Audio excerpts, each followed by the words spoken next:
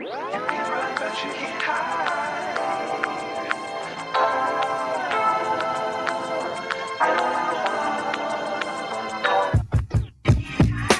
Can't hide. You can run, but you can't hide. You can run, but you can't hide. Can't hide. You can run, but you can't hide. You can run, but you can't hide. Can't hide.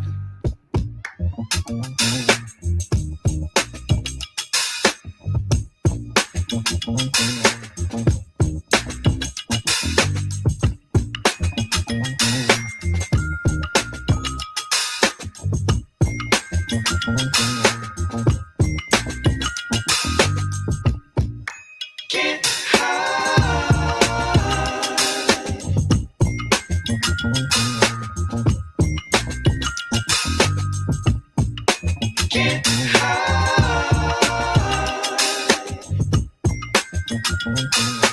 You can run, but you can't hide. Can't hide. You can run, but you can't hide. You can run, but you can't hide. Can't hide. You can run, but you can't hide. You can run, but you can't hide. Can't hide. You can run, but you can't hide. You can run, but you can't hide. What up, what up, what up? Welcome back to the channel. This is the Mo You Know. I'm MoeDotJ. The Olympics are 2 days away. So I said, why not talk about the Olympics and try to get this channel off into the algorithm? First, I want to say thank you all because this channel is doing a little bit better than I thought it would. I just had to get on here and be a little consistent. Now, I got a couple of videos on here that kind of trying to do their thing. You know what I mean? We getting like 1,000 views a week on this channel now. I'm like, okay, look at us. We making our way. Now, I think we need 79 subscribers. We have 500 on this channel. And we need 545 to get 50,000 on the other one. I said, man, this is a good little summer, ain't it? Now, I was looking up tickets for the Olympics. So it's $200 to go to the track meet. Now, the only thing I really want to see is the 100 men's. But I have a couple of videos we're going to talk about today pertaining to the Olympics. And I'll show you actually the tickets I'm trying to get. Well, I'm not trying to get. I can get them. I just haven't bought them. But we'll do that. We'll do that. What's going on, Torian? Eric? Miss what? SLF? I'm gonna just say XLF stands for no offense. Sexy lady fine. There we go. There we go. SLF. There we go. But yeah, so we got 3 videos we're gonna watch. One of them I seen. I was like, you know what? That's my career field. That's my background. So I wanted to touch on that also. So we'll look at that. I'll just show you guys real quick what I'm trying to do. Olympics tickets.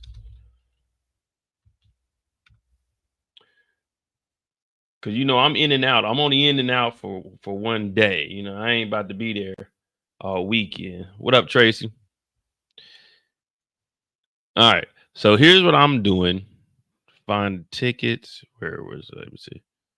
Well, they got resale, but see, they moved the men's basketball. They had men's USA on the 3rd, and I was gonna go to that, but now they don't have them playing on that Saturday. So what I'm doing, where's all the sports at?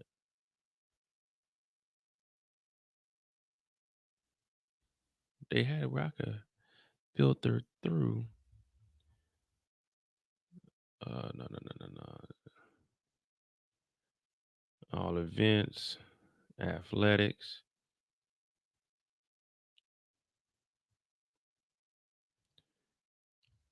Here we go.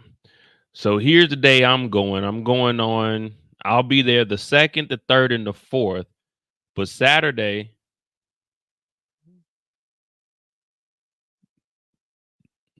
where is it at? Saturday the 3rd. Here we go. Right here. Not the hospitality package. I just want the regular package. They need to move everything all around. But anyway, this Saturday is where I'm going. And it's going to be they got the men's 100, so I can see Lyles run. It's like $200. They got a $6,500 ticket. You know, I definitely ain't buying that. See, why is this taking me to this bullshit? Olympic Games. That's what I want. Just the Olympic Games. Here we go. Sports and Discover. Athletics.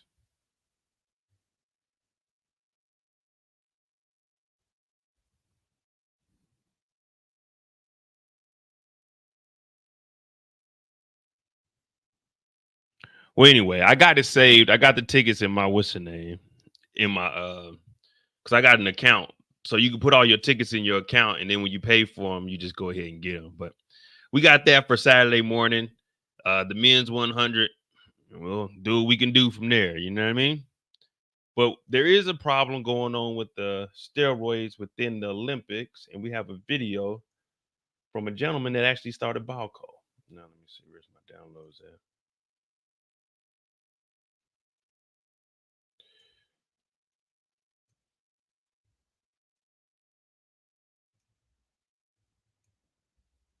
My name is Victor Conti. Now this is it's a little short documentary over on Insider, Business Insider. We'll go through that. Make sure you hit that like button, hit that subscribe button. He's actually Marion Jones. All the big people that got hit with doping, they went through him. Now there was a little incident that went on pertaining to LeBron's wife and his trainer doing something with Balco. Now they said LeBron didn't have nothing to do with it, but let's be real. Wink, wink. Shit, $6,500 tickets. Hell no. I'm about to spend maybe $1,500 this weekend. Then for my room and flight to Paris next weekend for 3 days, that's coming up to like another. I found a cool little spot because I want to be kind of close to the Eiffel Tower. But shit, they knocking heads for that. So I think I'm paying. Well, I'm not paying because I ain't got it yet. But I think the room I'm trying to get is like $204 a night, and that's with me using discounts. So just getting there next week to Paris and getting into the game, that's gonna be $1,000.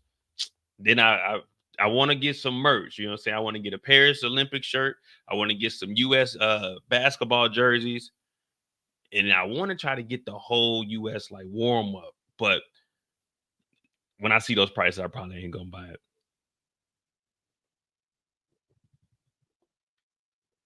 Oh no, I'm gonna be sipping some yak. I'm gonna be at the track meet 10 o'clock in the morning, bright and early.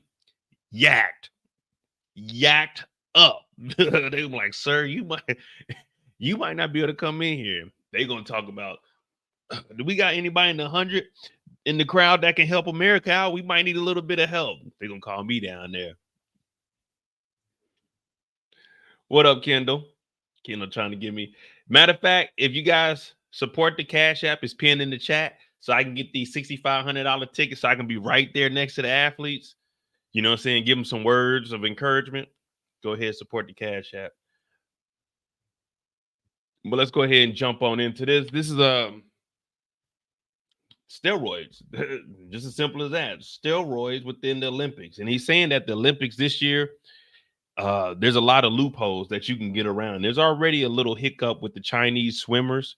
They're having a little incident with them potentially using steroids before this starts. But let's go ahead and jump into this, how the Olympic sports doping actually works. My name is Victor Conti, and I was the mastermind behind the distribution of designer steroids in the Olympics and other international competitions. This is how crime works. I know because I was on the dark side for 4 years. Circumventing the testing was like taking candy from a baby.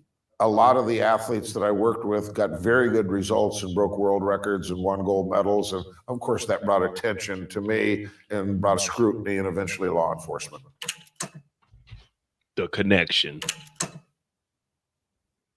Balco was founded in 1984, Bay Area Laboratory Cooperative. I got a facility and I built the laboratory from the ground up. We did comprehensive blood testing for athletes, and then I designed supplement programs for them. The clear I was buying from a chemist, Patrick Arnold, and he told me that he had this liquid substance that seemed to help with athletes' recovery. So I bought a bottle of this stuff for, I think, $150. It was a 100cc bottle. And you took an eyedropper and you put a couple drops under your tongue. He called it stuff, which now is referred to as THG, tetrahydrogesterone.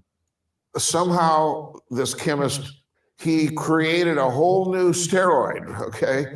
And so I got some, I tried it myself. When I tested my own urine, it came back clean. It was because they weren't testing for that because it wasn't on the market. And if it was not illegal and it was undetectable, then I started giving it to athletes, what became known as the clear at the time, which was simply an undetectable designer steroid. Now, the thing about that is, when you look back at the 60s, the 70s, the 80s, hell, even the 90s, especially with no phones, there's really no way they really get caught. They ain't testing for stuff. Especially you look back at like Blow, when, you know, they were flying all the dope over. You could smoke on planes. Man, there was so much wild shit going on back in the day. He talking about, man, just little eye droplets. Put a little bit up under your tongue. You go out there, you perform like you Mo in 2003. The first athlete that I gave the clear to was Bill Romanowski, a football player. And then I started giving it to other world-class athletes like sprinter Tim Montgomery and some other track members of the 2000 Olympic team.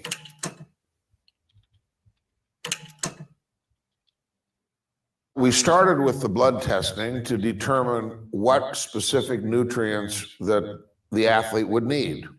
And it's not about taking mega doses of any one nutrient or any one drug. It's about a proper balance. We were using multiple different drugs.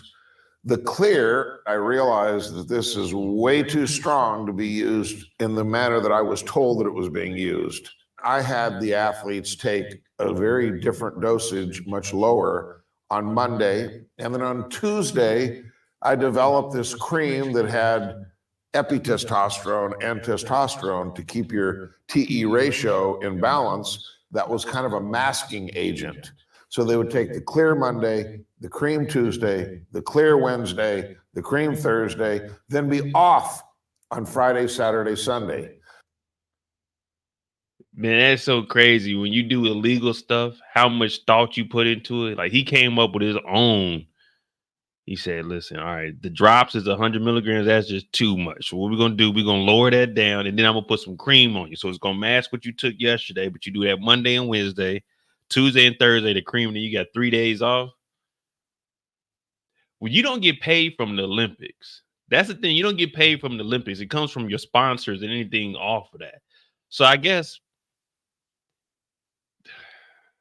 would I have taken steroids in the let's just say 84 for the Olympics? Would I have taken steroids to win so I could go ahead and make like $250,000?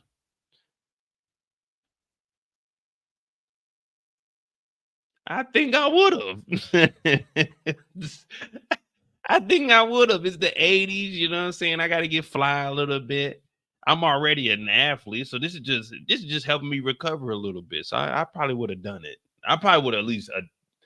I'm not saying I would have been on that stuff, but I would have been on that stuff if it makes sense. I probably would have tried to like maybe one cycle. Now, they were taking other drugs like growth hormone. You typically do that daily at night. A lot of people believe that, you know, it was all about the clear. We were using other types of drugs, including EPO. EPO is a hormone that your body naturally produces. It gets manufactured in the bone marrow, and it stimulates the production of red blood cells. So this really enhances stamina and endurance. You can do more repetitions at a higher intensity. The definition that I got one time from a world-class sprinter was, it turns you into a machine. You simply do not get tired. That's what they say LeBron is on, allegedly. Now, he ain't never deny it.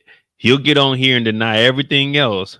But when, what's the dude, Shell McConan said it, LeBron ain't declined or denied any of the allegations. But it did come up that his wife and trainer was in on that.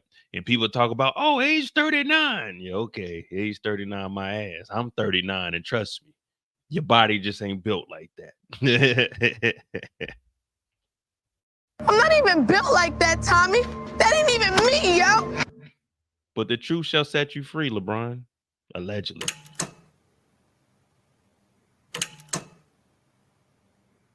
Once I received the drugs from the various sources, I would create a calendar for the next month on what days to take the cream, what days to take the clear, what days to inject the growth hormone, what days to inject the EPO. Everybody called it Victor's short leash. I would send the clear and the cream in little packets and use FedEx. Now, of course, I would talk to them on the phone and consult with them. Some of them came and actually, we would go train near Balco at the time. And so I was creating the programs and supervising the programs. And of course, I knew I was breaking the law. But I also knew that these crimes were very soft. So in my thinking, it was, okay, if something happens, then do the crime, serve the time.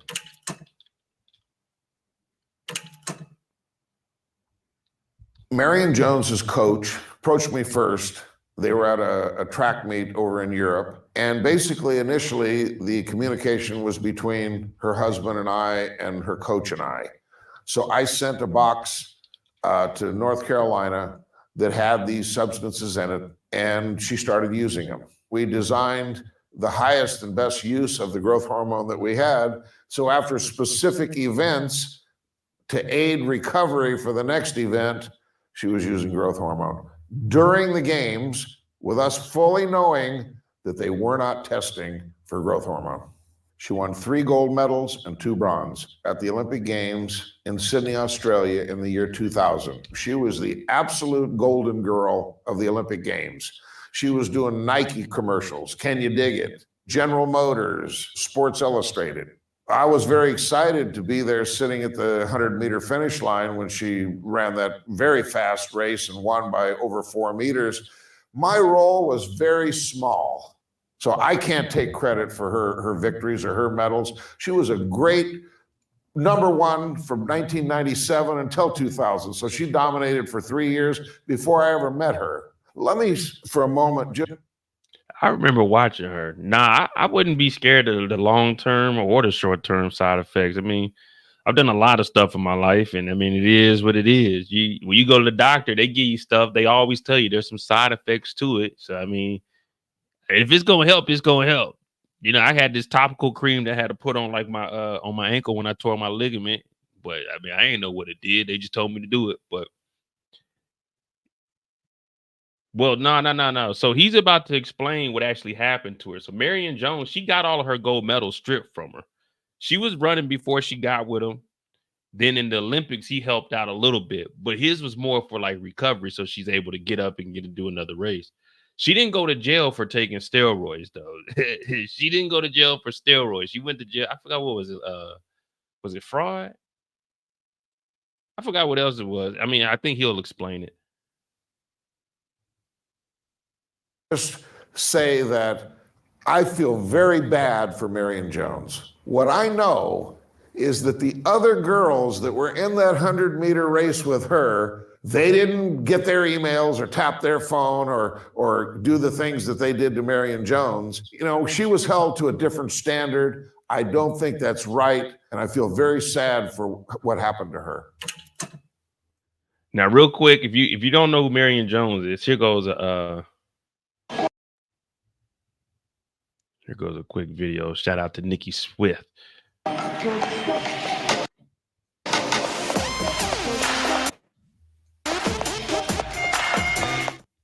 She won some Olympic medals, headed to prison, and then became a gladiator. This is the story of the rise, downfall, and redemption of Marion Jones. Marion Jones initially found her way to athletics, specifically basketball and track, as a way of connecting with her half-brother, Albert Kelly. While in college at the University of North Carolina, she was on the national champion Tar Heel basketball team in 1994. She also met with her future husband, shot putter C.J. Hunter.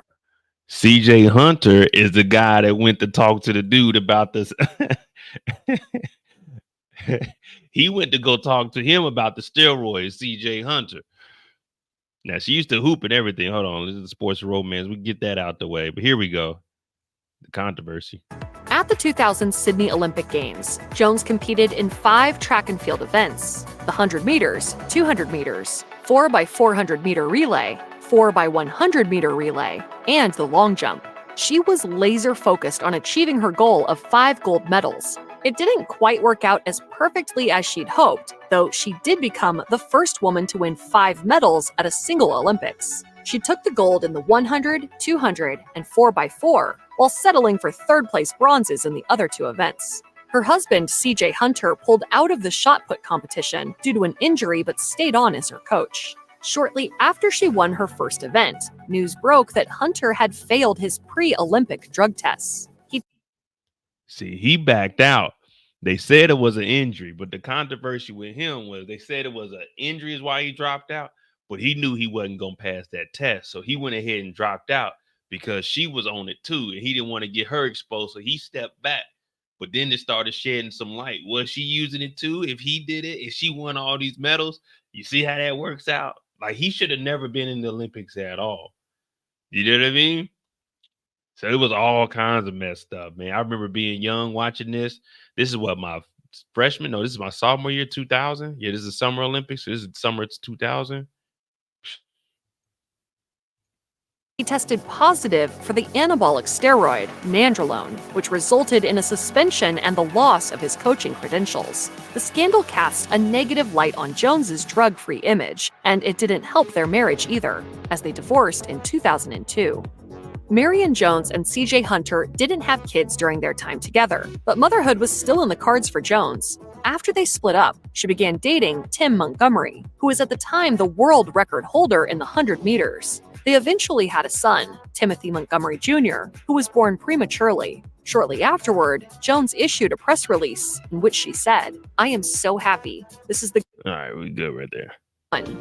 Throughout her track and field career, Marion Jones fought off allegations of steroid use. They went all the way back to her time in high school after she missed a drug test. At the time, she was suspended from competing in track and field competitions for 4 years. She appealed that decision, claiming that she never received the letter notifying her of the test. She even hired famed attorney Johnny Cochran to defend her, and they successfully overturned the suspension. But that was only the beginning of this saga. During college, Jones developed a reputation for working with coaches who found themselves on the wrong side of a steroid scandal.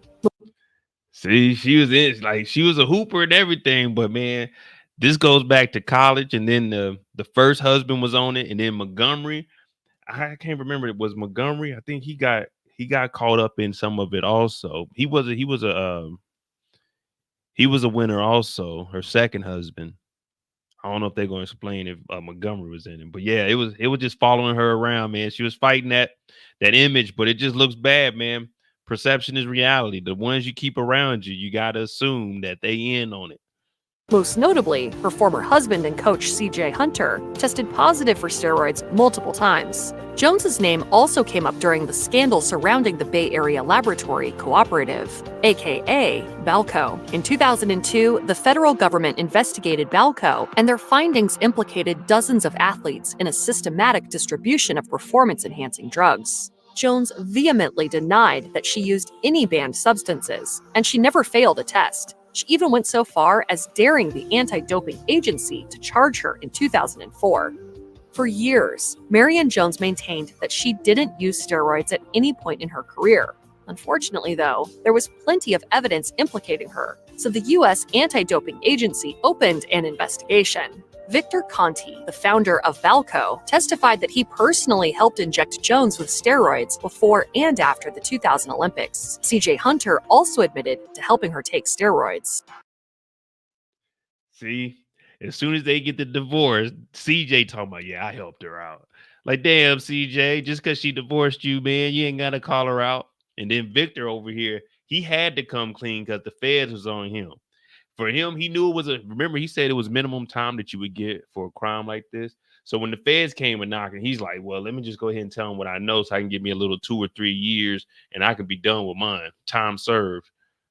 However, she never failed a test, so no charges were brought against her. But then, in 2006, Jones failed a preliminary drug test when erythropoietin was found in her urine. A subsequent test didn't find any more of the drug, so her name was cleared for the time being. But then, on October 5th, 2007, she held a press conference and admitted to lying to federal investigators and to taking steroids before and after the 2000 Olympics. I have betrayed your trust.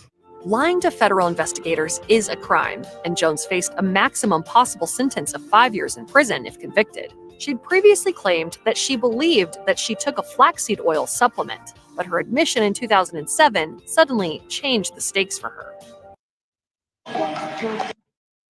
Well, that's a little bit about Miriam Jones. That's a little bit about her. I knew she didn't go to jail for the steroids. She went to jail for lying to the feds. But that's why I always tell y'all, man, listen, if you're going to lie, you got to lie that thing all the way out. Never, ever tell on yourself. Never tell on yourself. I'd be damned if I get up there and hold a press conference. But I'm assuming someone's probably like blackmailing her. Either you tell on yourself or we expose you. You see what I'm saying? So it's like, man, you might as well tell, because if they expose you, you might not get away with it.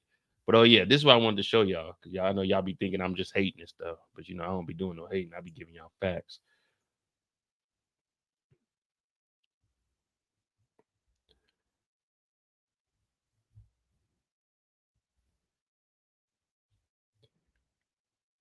LeBron James' wife and 2 associates named in federal PED investigation.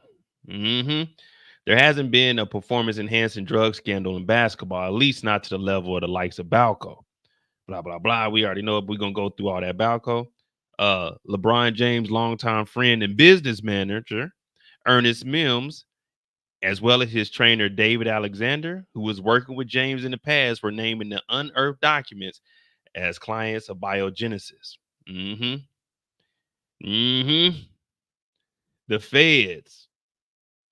The feds got your boy in this, but somehow ESPN, Fox Sports, none of them speak about this in the mainstream media. They just try to sweep it up under the rug. But the feds had LeBron's business manager, his trainer, and his wife. They said LeBron's name wasn't linked to it, but all 3 of them were linked to biogenesis, EPOs. You mean to tell me your wife, the non-athletic Savannah James, allegedly was around this, but you weren't around the LeBron? When you're paying for the trainer, when that's your business manager, not her business manager? Yeah. See, I'm going to give you guys the facts, but they going to sweep it up under the rug. They going to sweep it up under the rug. Y'all haven't heard LeBron James once denying it, have you? No, you haven't. You're not. You know he ain't trying to bring this up, but I'm waiting. Look, even Bleacher Report has it right here. When LeBron grew 3 inches in the locker room, paused, and went from 300 to 260 pounds. I mean, it's a lot of stuff out there. You just got to dig. That's all you got to do. Just do a little bit of digging. Let's get back into this damn documentary, though.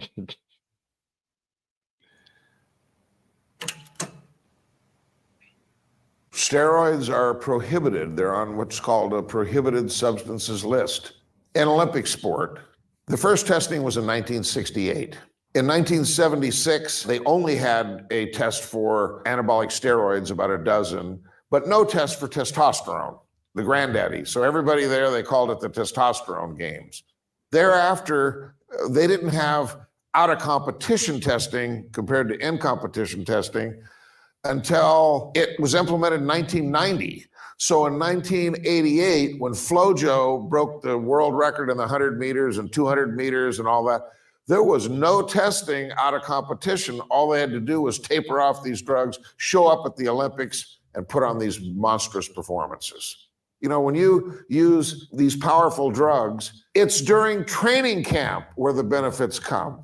And they carry over for months and months, if not years.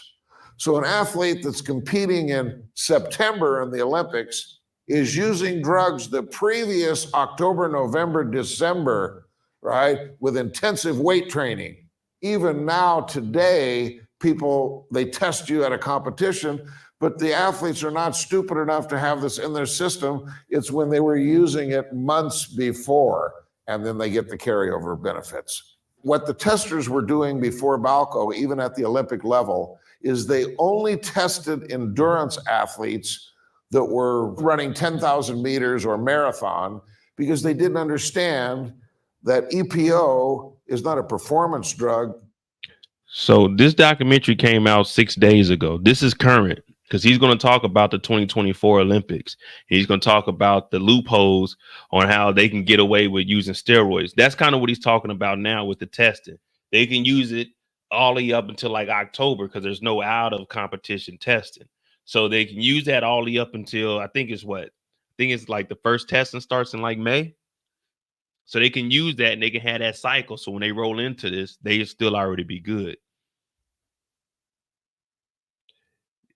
I mean,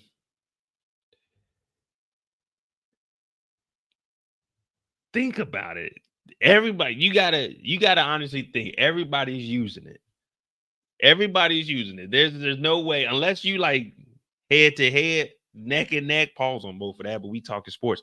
Then you got to be like, man, ain't no way she's beating me by freaking 4 meters. You know what I mean? 4 meters is crazy. She ain't Usain Bolt, and Usain Bolt wasn't even whooping people like that. That's ridiculous. That's just ridiculous. Like next 4 years, I'm gonna get on that stuff, man. Fuck that. I got to give me at least a gold. You know what I mean? A lot of people, they go out there, they race, but man, if you come home with a bronze medal, people be like, yeah, you third place, but it's still a bronze though. It's still you still got to go stand up on the, you know what I'm saying, on the stage. That you use on the day of the competition, it's a training drug. Well, as an example, in Sydney, Australia in 2000, they did not test anybody except the long distance runners for EPO. So the sprinters, Marion Jones, and other athletes that I worked with there, they weren't even tested for growth hormone, which we used, or EPO, which we use. These are both endogenous hormones. So circumventing the testing was like taking candy from a baby.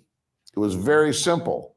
So we were actually using growth hormone at the competition between events. I never had any contact directly with the International Olympic Committee or the United States Olympic Committee, even though later I did meet with WADA, USADA, the actual drug testing entity. So that's not the Olympic Committee. WADA, the World Anti-Doping Agency, was founded in the year 1999 for the 2000 Olympics, where I was in Sydney with Marion. Was it founded for the health and safety of the athletes and to create a level playing field? In my opinion, it was founded to protect the logos of the sponsors of the Olympic Games. You have what is called TOP. TOP stands for the Olympic Partner Program. That's how they raised the $2 billion, and that comes from 14 companies. Originally McDonald's, Coca-Cola, Toyota, Panasonic, now it's Airbnb. The reason they have all these loopholes is because they, my opinion, they generally don't desire to catch these athletes because it's bad for business. I mean, we know all sporting events, it's always money first. That's why it's called professional sports. Business first, entertainment second, competition third. If the storyline makes more money, we're going to go with it. If the athlete draws a bigger crowd, we're going to go with it. It's all about numbers at the end of the day. And that goes for every sport. Now, is it fixed? To a certain extent, I believe so. But at the end of the day, there's a bottom line that you got to meet. And they're not out here owning these teams and having these events for free. You know, the Olympics ain't free. And that's why we're going to go into another video. We're going to talk about that a little bit also, and why a lot of countries, they don't even want the Olympics. I had met an Olympic official who had told me about some positive drug test cover-ups that he knew about that occurred at the 1988 Olympics.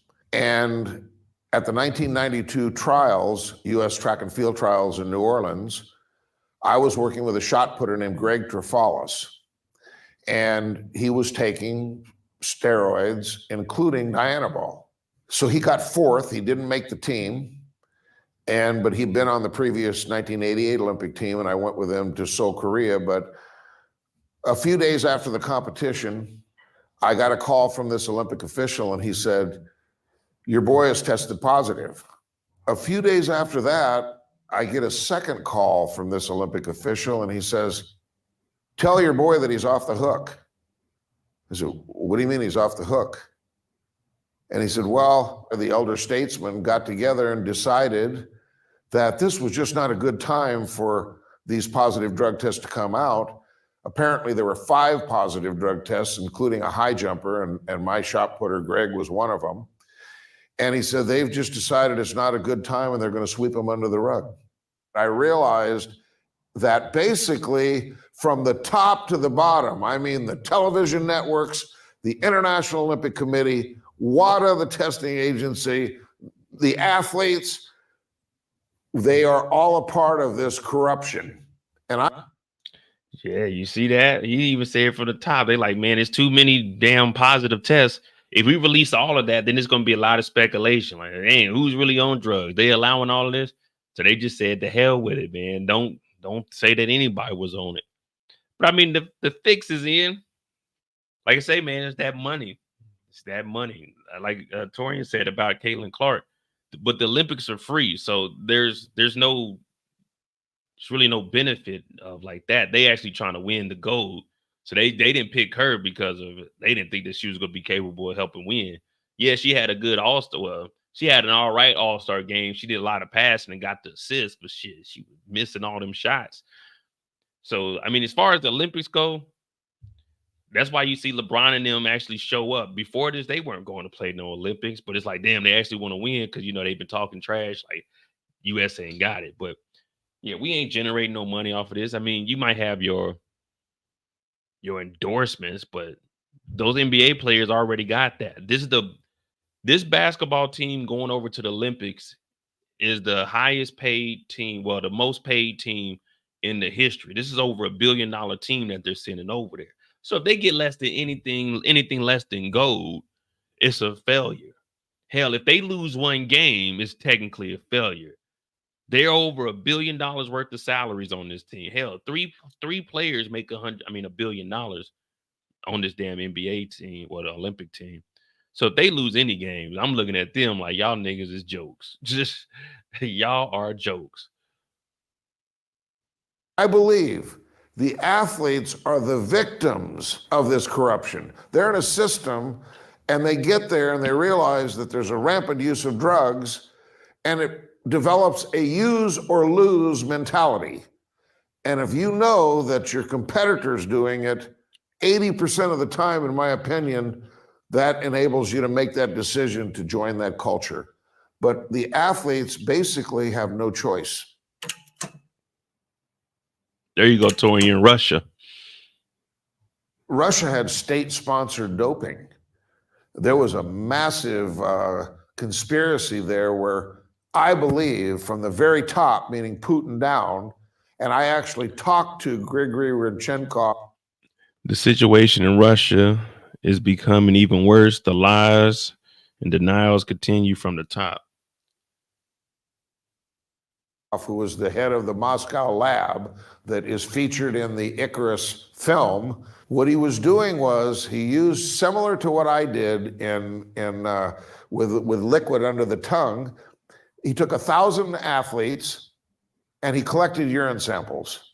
Then he gave them all these designer type, it had alcohol in it to help the absorption, to all these athletes. They won big medals in 2012 at the Olympics, 2013 at the track and field, and he paid enormous dollars to bring these events into Russia.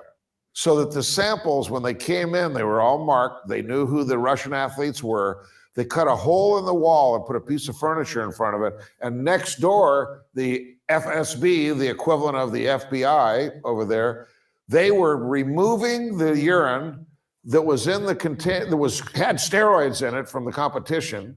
They'd figured out a way to take the lid off, clean it, and put in the clean urine. Then they pushed it back through the wall, and they ran a report on that. So it was a huge conspiracy, very smart. He had to escape. He's under the witness protection program here in the United States. Good old Russia.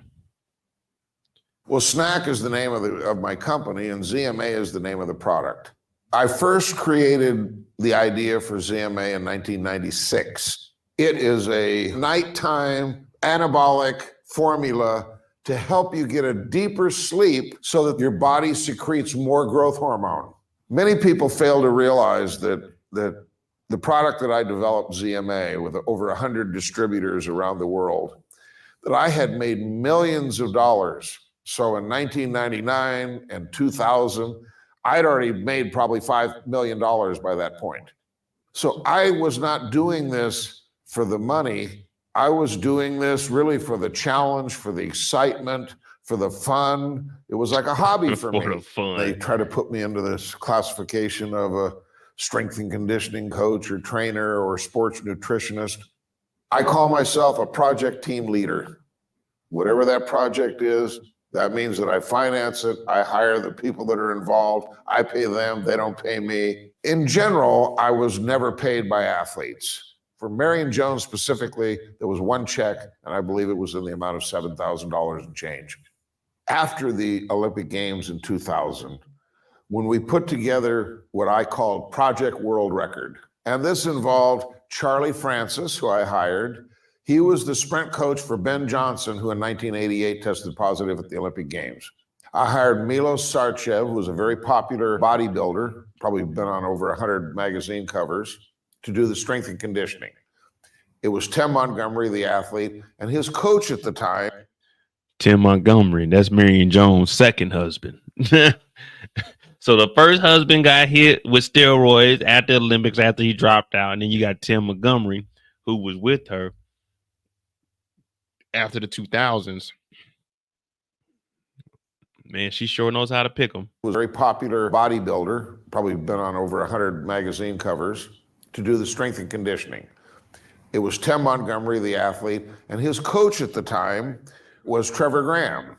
So I flew everybody out from Toronto, Los Angeles, North Carolina. We met at Balco, and we created this plan. And in the 2001 season, he won silver indoor and silver outdoor world championship medals.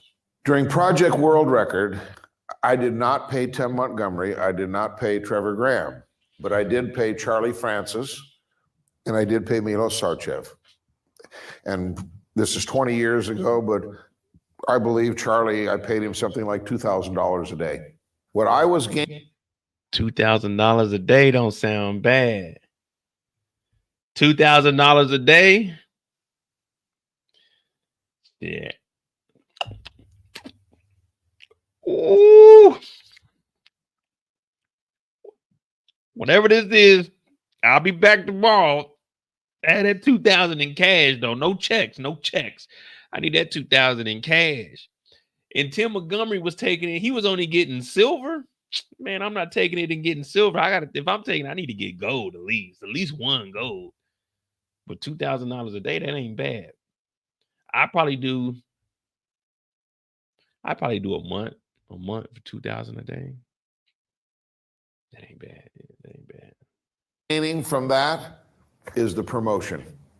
Back then, the athletes were wearing shirts and promoting ZMA. And of course, Tim Montgomery wore the ZMA logo, and he won the United States Championship in the 100 meters in 2001. Yeah, that was the first person he talked about, RC. Marion Jones did not actually go to prison for using drugs. She became involved in a check fraud scheme and also for lying to a federal agent. See, I knew I was right. I knew she had fraud. I forgot about the lying to the agent. I knew she went to jail for fraud, though. So it was check fraud. Then she was down on her last leg. I knew it had something to do with fraud when she went to jail. That's what I remember.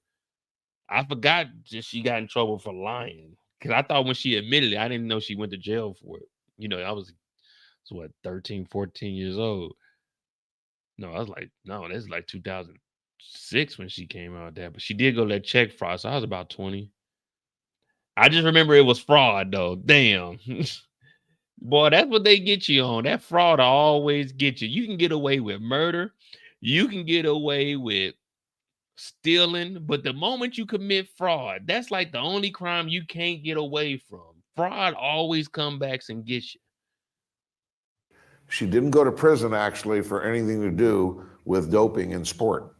Ultimately, what I went to prison for was for distributing. I had a prescription for cream, testosterone cream. So I took that and I added some epitestosterone to it. But with each time you would do it, you'd only do like a half a gram. So I had enough to supply twice a week, maybe max 25, 30 athletes. The entire amount of drugs that they confiscated that I was charged with was $1,700 worth street value and fit in a shoebox. So it was under 250 units, and the crime was 0 to 6 months. I served 4 months in a prison camp. I have a lot of regrets. Prison camp. Most difficult part of all for me was the shame that I brought to my family. And I was reckless because I didn't think about my own family. I didn't think about the family of the athletes that were involved. I didn't understand in the beginning that those on the peripheral, those not directly involved, how widespread the damage that I had caused would be. Here we go. Paris Olympics. The drug testing that they are doing now before the 2024 Olympics has got all sorts of loopholes in it. And it is very easy for the athletes to use PEDs. They have in-competition tests and out-of-competition tests. And during the out-of-competition, they don't even test for about 80 stimulants and narcotics. So you can use all these drugs in training, but they only test for them at the competition. So right there's a loophole you can drive a Mack truck through. The other substances, they're not using designer steroids. They're using endogenous hormones, which is testosterone, growth hormone, insulin, EPO, and they're microdosing, and they're often times doing this at night. So when the collectors come in the morning, their levels are back down below the allowable limits, as they say. Many supplements that are widely available, ZMA, creatine, there's a lot of supplements that really help to accelerate healing and tissue repair. There are a lot of things that are legal performance-enhancing substances. The sensitivity of the equipment, they can detect at lower levels. So the testing is getting better. And I believe that if the athletes became of the opinion that the testing was effective, that they'd like to compete without using drugs. They really would. They'd like to know that they're the best athlete out there and they did it with all the hard work and it wasn't just about PEDs. But they're forced to do it because this is what it takes in order to be competitive. We know that in a 100-meter race, that the use of PEDs will make you 2 to 4 meters faster. You can't even get anywhere near the final of an Olympic 100-meter race without doing something. That's just the way it is. That's my opinion.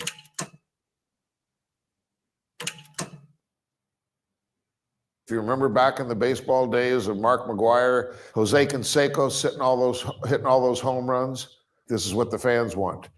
They like the train wrecks. They want to know, what's all the dirt? What's the secrets? And I don't know if you've heard about this new enhanced games that they're planning. one of the co-founders of PayPal. Yeah, it's a billionaire. So this enhanced game they ain't gonna talk about. I'll read one of the articles. I might, unless I think he'll go in more detail about it. But they're gonna allow people. They're gonna allow people to use like performance enhancement drugs. The only problem with that is people are gonna be too ridiculous with it. Like they're not gonna monitor themselves. They're gonna feel like, all right, I can just do another dose. People are gonna die. Their heart gonna explode. It's about to be ridiculous. But I'll watch it depending on what they do. If they just doing like weightlifting, I'm not about to watch that. I watch a strongman competition every now and then.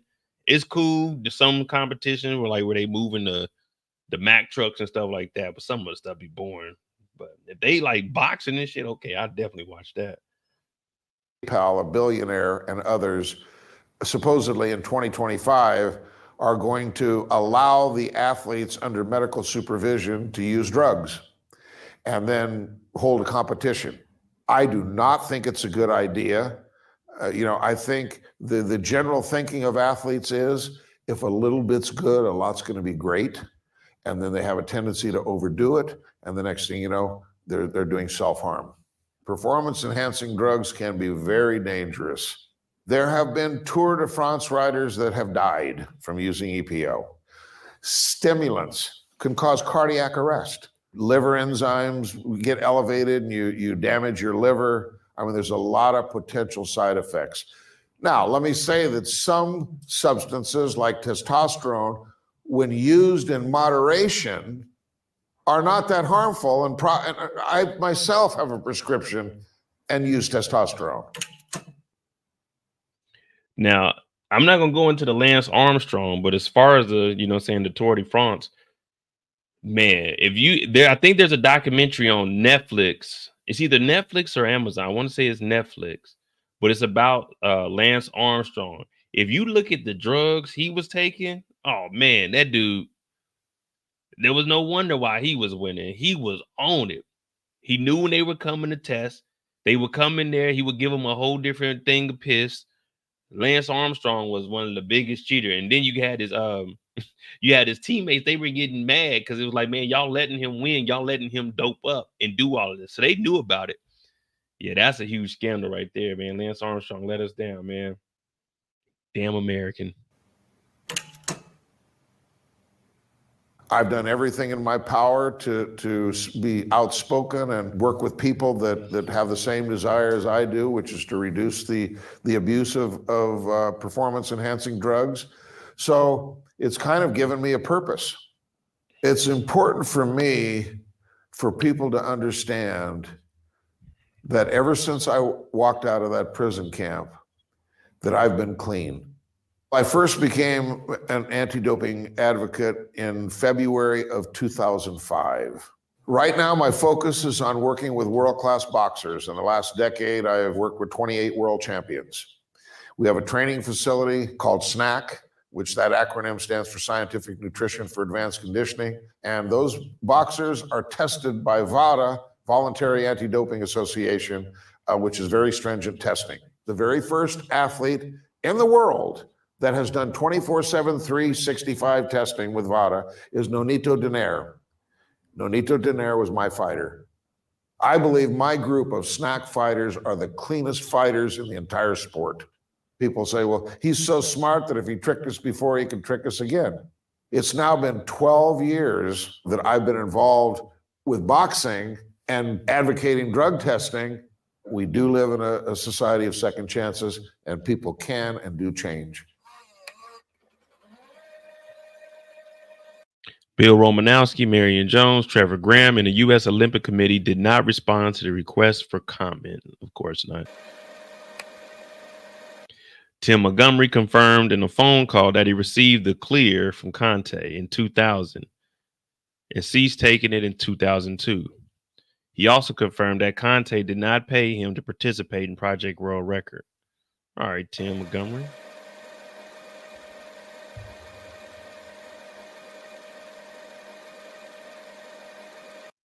A spokesperson for the U.S. Anti-Doping Agency wrote in an email, the level of sophistication and sensitivity of the testing has increased through the implementation implementation, my bad, of the new direct testing and prohibited substances and the advent of the athletic biological passport or longitudinal indirect monitoring and biomarketers that change based on the use of doping substances and methods. Why would they use this font? Like, man, just give us regular font. We don't need the TV font. Blood testing allows the monitoring of prohibited substances, blah, blah, blah. Jeez Louise. Under global rules, Olympic and Paralympic athletes are subject to urine and blood testing 365, 24/7 with no notice testing both in and out of competition. Oh, so they just changed that?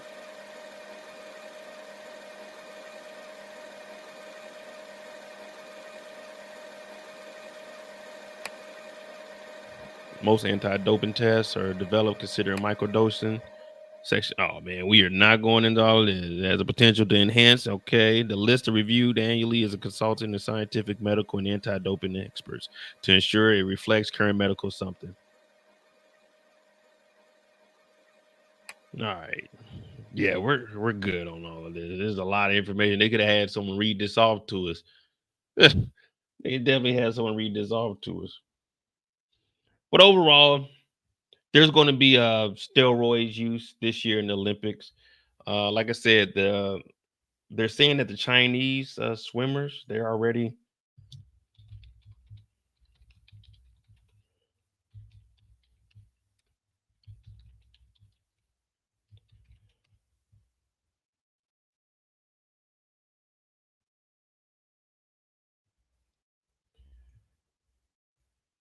the Washington Post says, yeah, come on, man, start reading.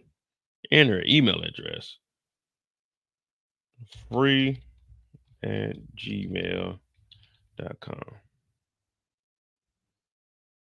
All right, there we go. It looks like I already have an eating account. Free 2024 post at Gmail.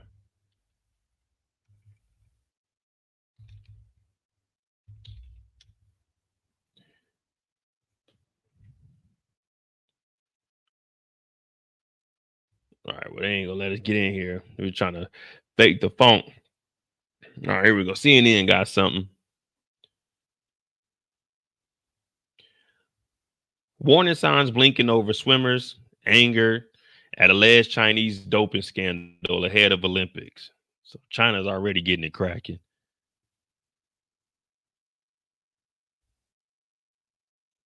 Let me see. The director of the International Sports Advocacy Group has a warning for organizers for the Olympic Games ahead of next week's competitions in the pool. The doping scandal that plagued the sport in recent months isn't going away. New York Times reported in April that 23 Chinese, damn, that's the whole team, ain't it? 23 Chinese swimmers have tested positive for the same banned substance ahead of the Tokyo Olympics and were still allowed to compete in 2021. All right, what they got coming up now, though? Basically looks like 7 years ago, the winner of 23 gold medals testified to Congress about his frustration in handling the widespread Russian. Oh, man, so it's just saying that they don't trust the Chinese because they were bullshitting in 2021. China, I ain't got nothing against y'all, man. This is WADA in the Olympics. I really don't care. I really do not care. Yeah, well, there we go. There we go. All right, so next up, let me see. We got Marion Jones went to jail for her little check fraud. Marion Jones was sentenced Friday to 6 months in prison for lying about using steroids and check fraud scam. Let me see. Where's the check fraud at?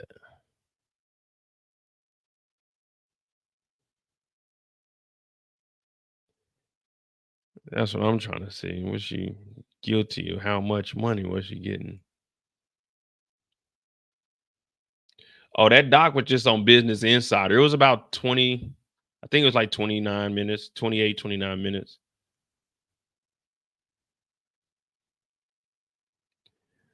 Oh, here we go. Oh, man, it was just a $25,000 check. Man, if you're gonna go to jail for tax fraud, man, at least make it a quarter at least. Man, $25,000. Oh, so Montgomery was the one that set it up. All right, here we go. But the real break in the case against her came because of a check fraud ring. Marion's ex-boyfriend, Tim Montgomery, was the first of the two to be caught partaking in the check forgery scheme. They became involved in 2005 when a drug dealer told them that they could make easy money by cashing some big checks for some of his associates. Montgomery made at least $20,000 from cashing these checks, which turned out to be from a ring of check counterfeits. Montgomery recruited others to help cash the checks, including his track coach, Stephen Reddick, and his agent, Charles Wells. Marion deposited a $25,000 check into her bank. Marion Jones deposited a $25,000 check into her own bank account. The check fraud scheme was quickly discovered by bank investigators.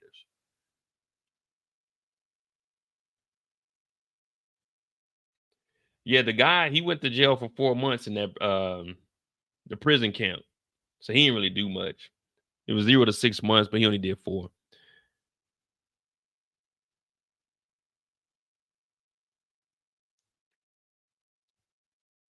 Let me see. At first, it looked like Marion might escape prosecution when criminal charges were filed against Montgomery and several others. Her name was not named. Her name was even excluded from the court records, as she was just referred to as a close associate of Tim. Montgomery pleaded guilty to criminal conspiracy and could get up to 3 years in prison. Wells pled guilty to bank fraud. Riddick was convicted of conspiracy, bank fraud, and money laundering. In May, Marion's time finally came, and results was Friday's guilty plea. Marion's guilty plea could get her a maximum of 10 years in prison, 6 years on parole, and a $500,000 fine. However, the prosecutors agreed to a sentencing agreement that would mean Jones will serve 0 to 6 months in jail. The judge isn't required to abide to that agreement, though. Damn. Her ass deposited. That damn, them damn steroids had her mind all kinds of messed up. She out here depositing checks in her own account. It wasn't like they were getting like fake checks and going to a store and using it and then, you know what I'm saying, returning it and getting the money back. Because that's one way to do it. You go up there, you buy something with a check. You know what I'm saying? The check goes through. Now you need to get the cash. So now you got the receipt and stuff, but you take it back like 25 days later, but you have someone else do it. They get the cash back for it. She put a $25,000 check in her own bank account. They said the check fraud scheme was quickly discovered by bank investigators. They said, wait a minute, Marion Jones, you ain't won no medal since 2000. What are you doing in here with a $25,000 check? We know you ain't got no income. We know you ain't got no job. She went in there with that $25,000. They said, we got something for your ass. The FBI. Yeah, this the FBI.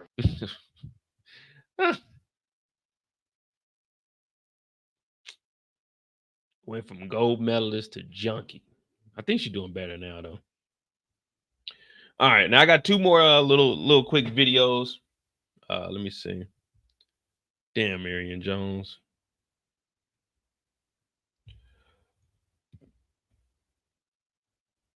This one, right? We'll do this one first, and then we'll go into why no country wants to host the Olympics. Back in 2017. Now, this is over on Vox. Now, this, when I seen this, I was like, damn, this is actually something cool because this is what my background is. You know, when it comes to water sampling and all that, that's what I used to do. So when I seen this, I said, yeah, I'm going to talk about it since it pertains to Paris. We already did the little bed bugs thing. Me and Torian, we had a good laugh about that. But so this documentary right here was not really a documentary. It's just a little short video about them trying to clean the water because they want to swim in the actual river in Paris. It goes, I think it's the Seine. I mean, is it the Seine or Seine River? I think it's called the Seine River. But they want to swim in the river for the Olympics. But it's all backed up with like boo-boo and stuff in it. So they trying to clean it out before the Olympics. So I thought this was cool. You know what I'm saying? But it just piqued my interest because this is what my you know what I'm saying, my background's in.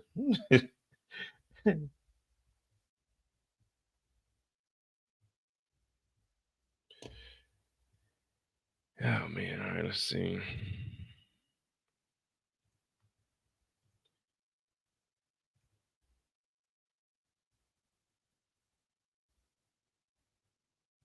Back in 2017, Paris Mayor Anne Hidalgo reinforced one thing in the city's final push to host the 2024 Summer Olympics: that its famous river, the Seine, would be a key fixture of the Games, including an historic Olympics opening ceremony.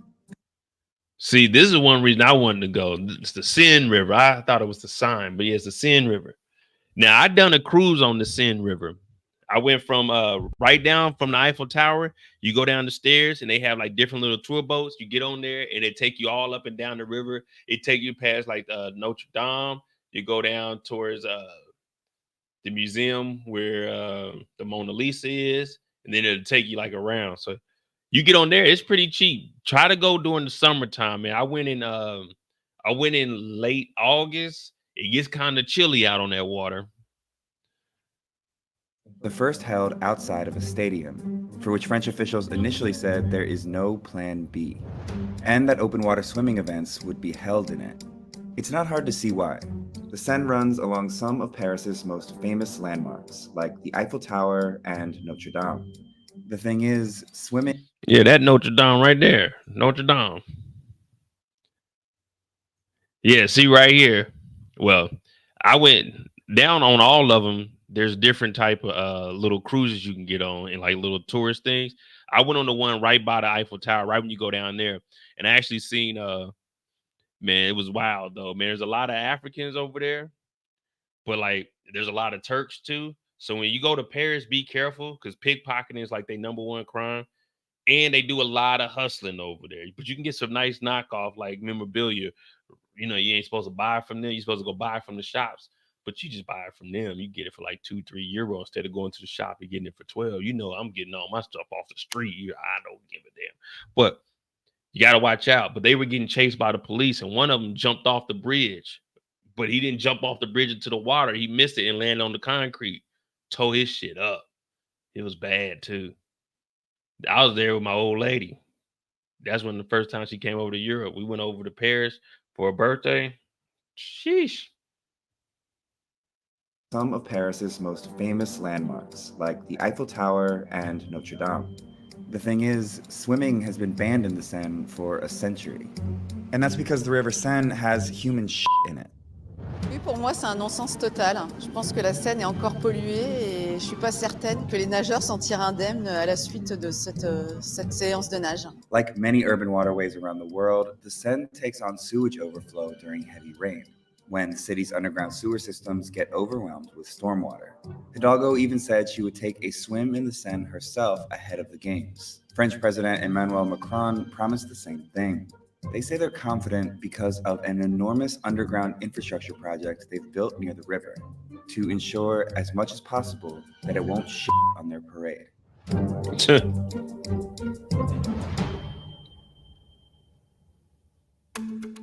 This isn't the first time Olympic open water swimming events, the triathlon, paratriathlon, and marathon swimming, were at risk of being canceled last minute due to water quality issues. We saw some of the same headlines during the 2020 Olympics in Tokyo and the 2016 Olympics in Rio de Janeiro. In both cases, they pulled it off, and Paris hopes to do the same.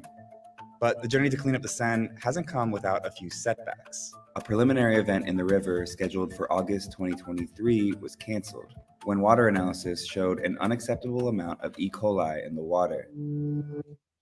E. coli. E. coli. So this is what I used to have to do right here. This is my job right here. You know, I was a G with it. You know what I'm saying? I'm one of the best to ever do it. So doing water sampling for E. coli, that was one of my like primary duties. Once a month, I'd have a week where I'd have to go out and do water sampling for the base. That's what I went over to Poland to do. I did that for the United States of America. Did a hell of a job at it too. All I got was a certificate of appreciation. They didn't give me no promotion. Nothing. But yeah, here goes. Here's a false positive on E. coli right here. This is one I had to do a false positive for the newspaper on base. So, you know, they did a whole article on me. You know what I mean? So this is the false positive right here for E. coli. Well, every now and then we got to just run a false positive on our water sample. So maybe once a month, we'll just take a batch of water samples that we did around base and we'll run one just to make sure. But yeah, you to test for E. coli, you got to do a clean grab, which is just one up under. Once you get back, you pop this little, you can call it food, but basically, you know what I'm saying, to show if the E. coli is in there. You pop that, you put it in the incubator for 24 hours, not to exceed 48 hours. If it comes back lit up like this, then you have a positive for E. coli. That means you got to stop all the water. No one could drink that water. We got to go upstream, downstream. We got to flush the pipes, call up CE. So this is what I used to do. So like when I seen this, I like, I gotta watch this because this is what I did, man. I used to love this stuff, man. You know what I mean? I used to love this.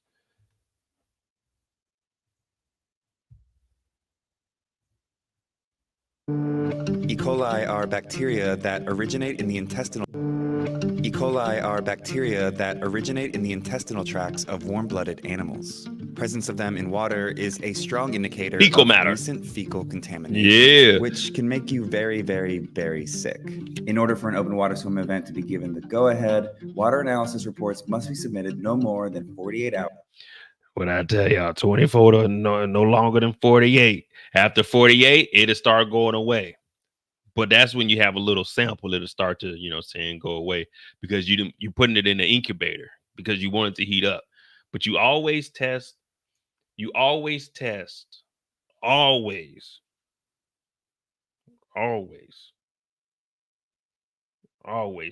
water. You know what I mean?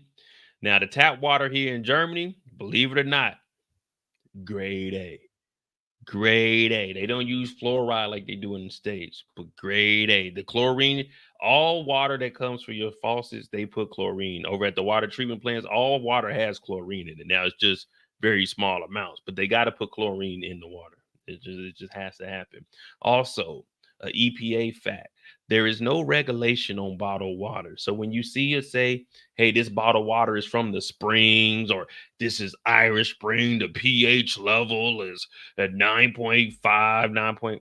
All that is bullshit. There's no EPA regulation. They could be getting that shit from a lake.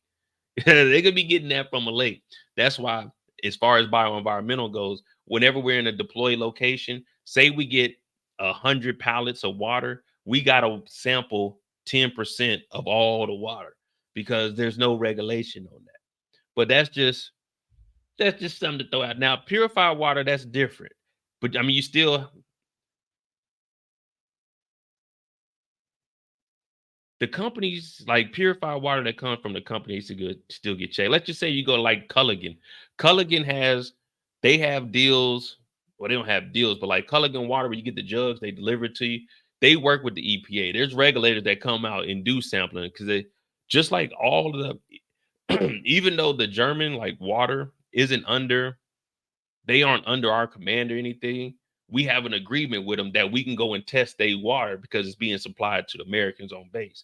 So that's why we would go out to the water treatment. Now, if it was up under, like we have miniature water treatment plant. Well, I'm not going to go into too much detail for OPSEC reasons, obviously on basis, but we do water sampling around the base. So if there is something wrong, we will notify, and then we'll have to go and talk to the bigger water treatment facilities off base because all the water is coming from different type of rivers. You know what I mean? It's all going to water. I mean, from the rivers, they're filtering it out. It's going through 3 or 4 different filtration systems.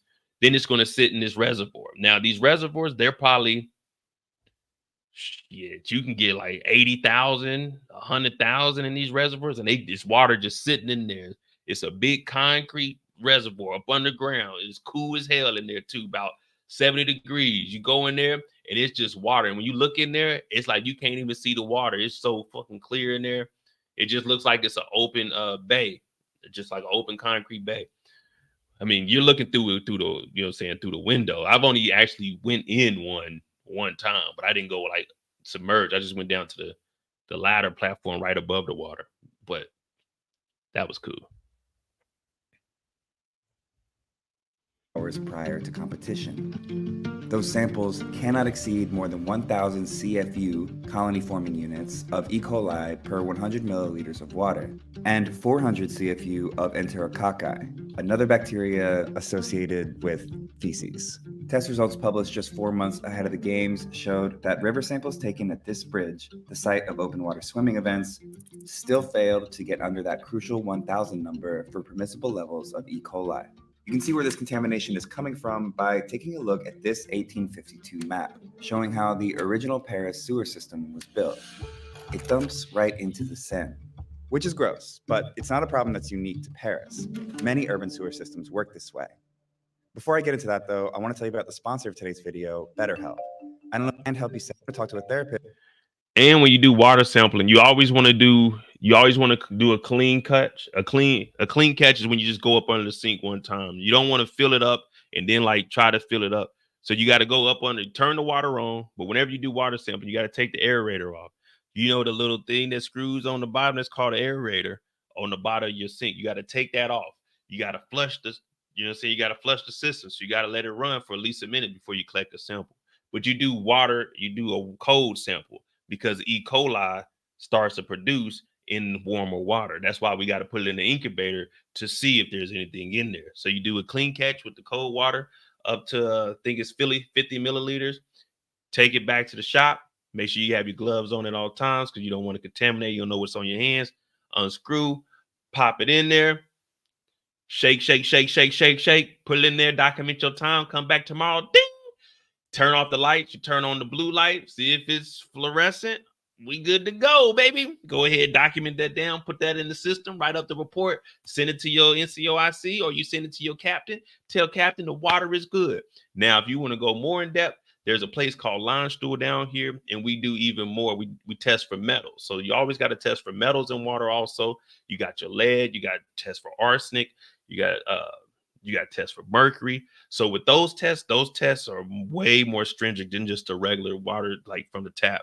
So with those, we got to go collect them. We got to put those on ice because we got to transport them back down the hour here to the big laboratory. Now that laboratory, I was trying to get a job in, like when I first got out the military, because I was always working hand in hand with them because I would be the one that I would always volunteer. Hey, let me drive the truck down there. Because if we come down here, you can go on base and they actually got the real food because we was at a smaller base.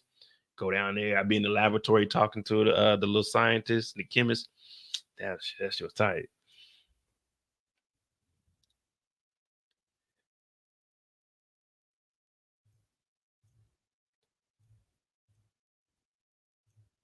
Month. Many cities that built sewer systems in the mid-1800s to early 1900s, like Paris did, installed what's known as a combined sewer system. In a combined sewer system, the same pipes that handle wastewater also handle stormwater, which gets collected through storm drains in the street. Everything gets sent along to be processed at water treatment facilities and then cycles out to the natural environment. When it rains a lot, the sewers can get too full. When this happens, rather than flooding back into the street, the excess combined wastewater and stormwater gets partially redirected to a nearby waterway, which is why E. coli levels in water can spike dramatically in the hours following heavy rain. It's because that water was recently contaminated with shit.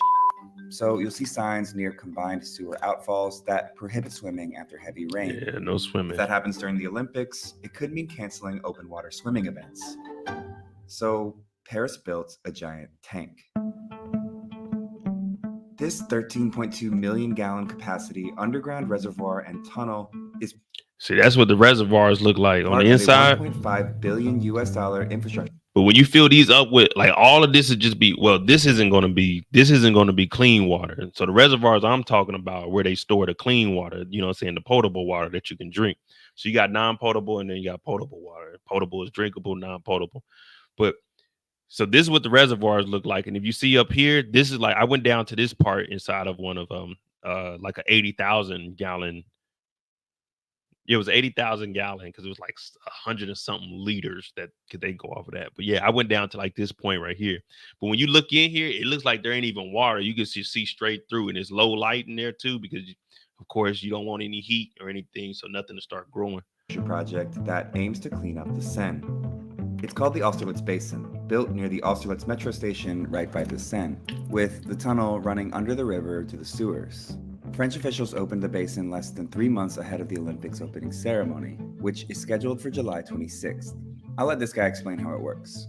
Le mélange d'eau usée et pluviale pendant l'épisode pluie intense va arriver par ce tuyau, va remplir le bassin jusqu'à sa pleine capacité. Et quand le bassin, la pluie est terminée, le bassin est vidé par un système de pompage avec des tuyaux beaucoup plus petits qui vont se vider que dans l'égout du boulevard de l'hôpital. Basically, the system will hold excess water so the sewers don't get overwhelmed in a heavy rainstorm, and then it will methodically release the water back through the sewer system. Giant reservoirs like this have worked in other cities with big populations. Oh, that's dope. So the reservoir that they got, when it rains, all of the excess rain is going to go in there, and then it's just going to hold it. And then as the water levels succeed, then they'll pump it out a little bit back to the drain so it doesn't go into the. Okay, that might actually work. But if it's like heavy rain, then I don't know. But it's like it can hold enough rain. What I think about people that add Himalayan pink salt or others like that to water. Oh, I don't do none of that. I mean, all that extra stuff, I use a Beretta picture. I mean, just because, but the German water is pretty it's pretty good, man. I've actually sampled it myself, so, and I still know people like within Bio and over at Limestone, so I know the water here is pretty good. And we get updates like on base if there's ever anything wrong with the water on base, because you got to do weekly samples on a military installation. It's weekly samples, so there's never going to be a moment where it's like there's a water scare that you don't know it. There has been boil effects, you know what I'm saying, 24-hour boils, but for the most part, they take care of all of that. Because even from you got the big water facility treatment plants that are off base that like do the whole city. But then on the base, you know, they got smaller ones. So even then, there's still water stored on the bases, you know what I mean, without giving out too much, you know what I'm saying, information. But the bases will be all right for at least the big bases, probably like 2 weeks. Smaller bases, maybe about a week. But by then, you should be able to get it up and fixed. Like the Thornton Composite Reservoir outside of Chicago, which can hold nearly 8 billion gallons of wastewater. And this combined sewer outflow facility in the Paralympic Basin in New York. What up, OT? Designed to prevent contamination of the basin and nearby Jamaica Bay. The Austerlitz Basin isn't designed to clean the Seine. That's an ongoing, multi-pronged process. This project was built to prevent further and sudden contamination of the Seine from combined sewer overflow. The goal, according to French officials, is to resort to opening the sewer overflow gates that dump into the Seine no more than twice a year, compared to the current rate of 10 to 15 times per year. Damn. Paris will continue testing as the Olympics rapidly approach, but Hidalgo and Macron have yet to swim in the Seine. Even if all goes perfectly according to plan, a significant rainstorm could still contaminate the Seine, forcing open water swimming events to be postponed. Il y a des choses qu'on ne pourra pas maîtriser, c'est impossible. Donc, il y a par exemple des bassins de rétention qui ont été construits. Mais a huge storm, you end up with a long rainy period. Si on se retrouve avec une période pluvieuse longue. That's what I was saying. If it rains too much, then. The idea of making the Seine swimmable again goes beyond just the 2024 Olympic Games. It seems to be a good thing to start last in this annual race through Paris, because the River Seine gets so full you could almost walk over the swimmers in front. It brings the city back to a time when the river was a place for Parisians to cool off in the summer instead of a biohazard. Once the Olympics are over, that becomes the next phase of this project. According to Mayor Anne Hidalgo, 3 swimming sites in the Seine will open to the general public in 2025, thanks to the Games. Près de 100 ans aussi après l'interdiction de la baignade dans la Seine. Oui, mes amis, nous allons à nouveau autoriser la baignade dans la Seine.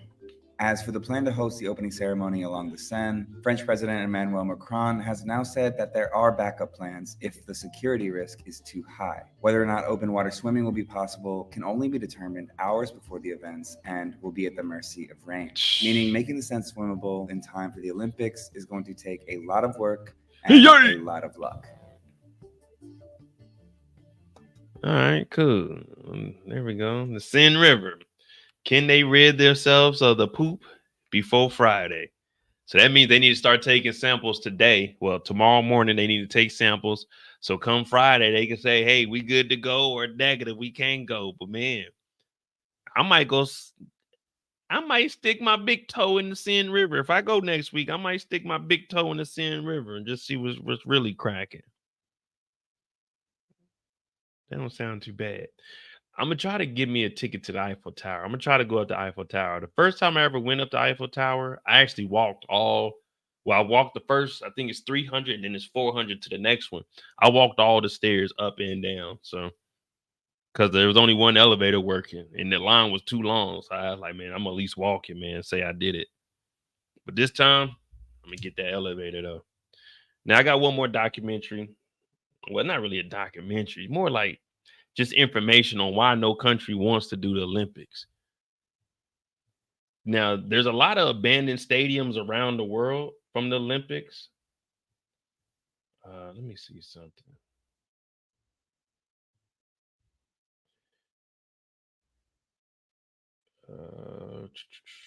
Where is it at? Greece.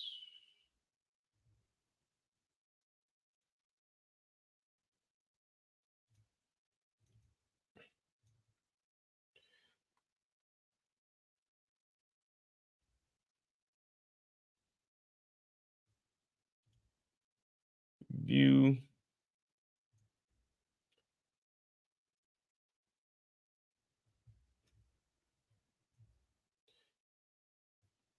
So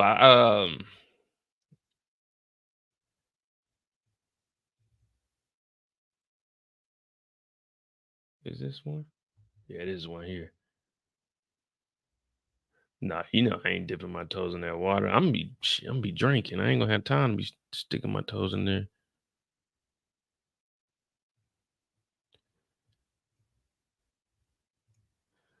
So this is the Olympic building in Athens here.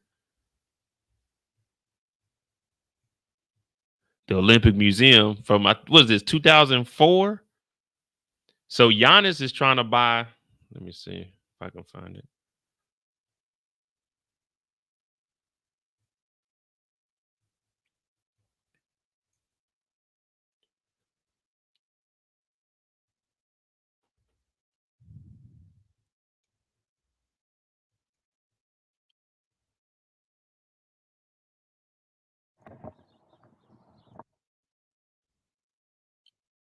Yeah, so Giannis is trying to buy this over here. This is the basketball arena from the Olympics, but this is all abandoned in Athens. They built all of this, and they never even, after the Olympics, they just abandoned this whole thing. So they got like a security guard that rides around.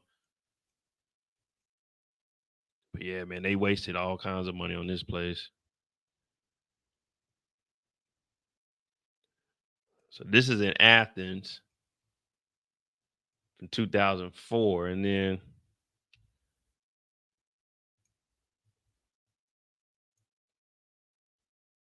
Brazil, Sugarloaf, B-side, right?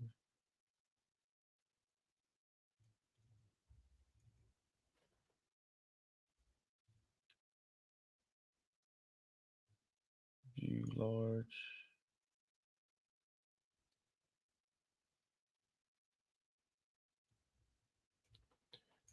And then I think you can see the stadium from Brazil. Oh no, it's on the other side. But yeah, there go Christ the Redeemer right there, y'all. Hallelujah.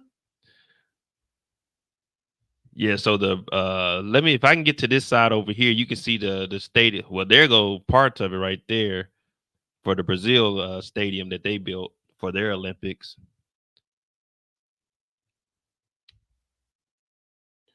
I got all this stuff. I just never put none of it together, man. I just, be BSing.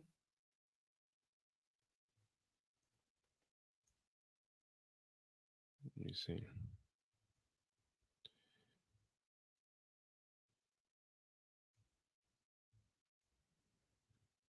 You can see I got footage like up next to it, but I ain't make it over there. But yeah, it was cool. If you ever go to Rio and you go see Christ the Redeemer, man, be careful. It is hot as heck up here. But good times, though. I'm going back in a month. I'll see you in a month, Jesus. I'll see you in a month.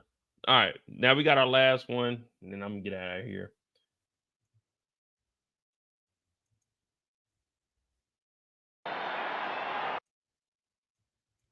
And this one is why no one wants to host the Olympics. Now, this is just a little bit of, you know, saying a little bit of history on money. And, you know, when it comes to numbers, I love talking numbers. So this right here is going to explain why nobody wants to host the Olympics. I just showed you Athens is ran down. They don't have anything to do. Now, they talked about they were going to host like some European basketball leagues over there, but it never happened. It never happened. So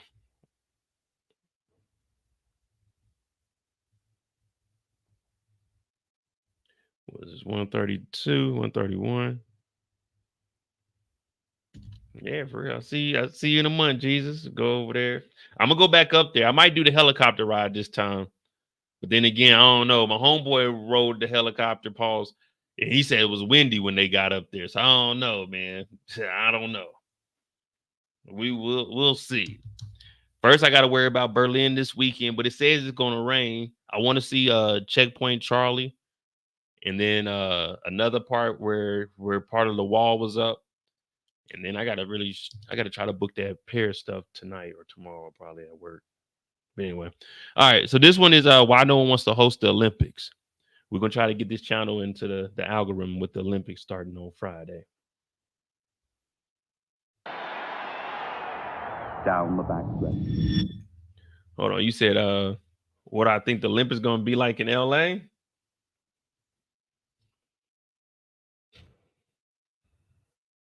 It's about to be some wild times, man. But the Olympics ain't even the big thing you got to worry about. The World Cup is coming to America. The World Cup is about to be fucking crazy.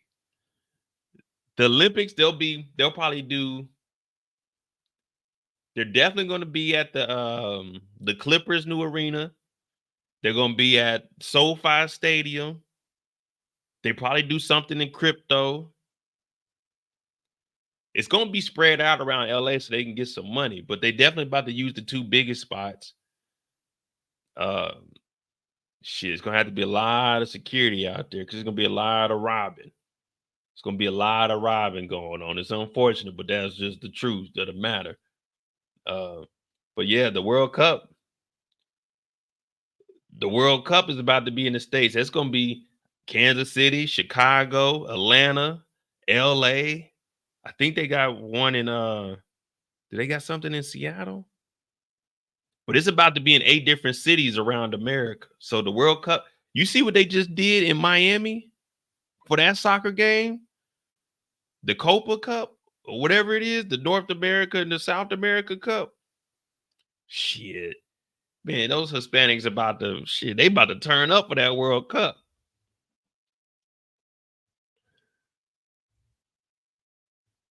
Kendall said this is the most informative live today.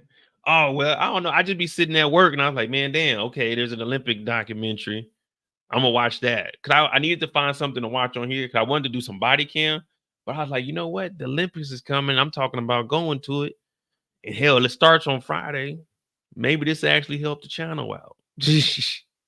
Maybe this will help the channel out a little bit. So I said, hey, we're going to talk Olympics. And here we are. We're about to figure out why no one wants to host the Olympics. One, because it costs too much money. You don't really make that much money back. But we gonna see.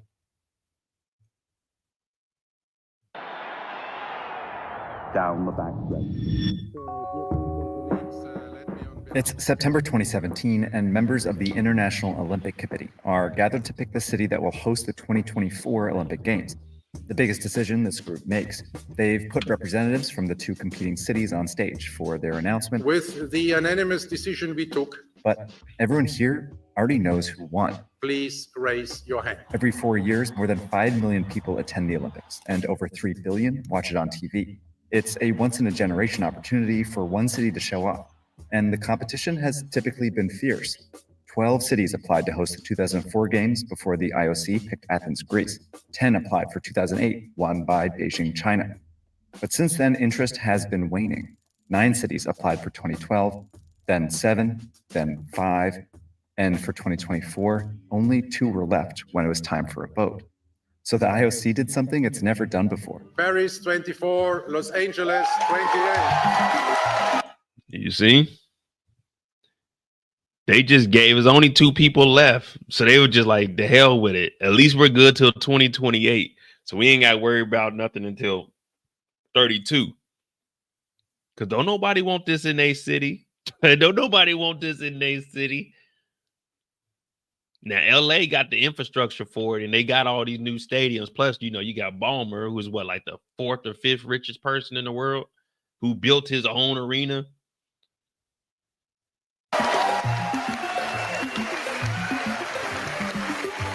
IOC was so concerned that nobody would bid to host the games in 2028 that it simultaneously awarded the games 2024 to Paris and 2028 to Los Angeles. There used to be a strong demand to host. Now there isn't.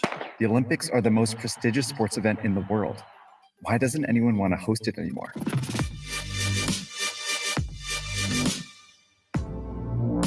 Shout out to Search Party.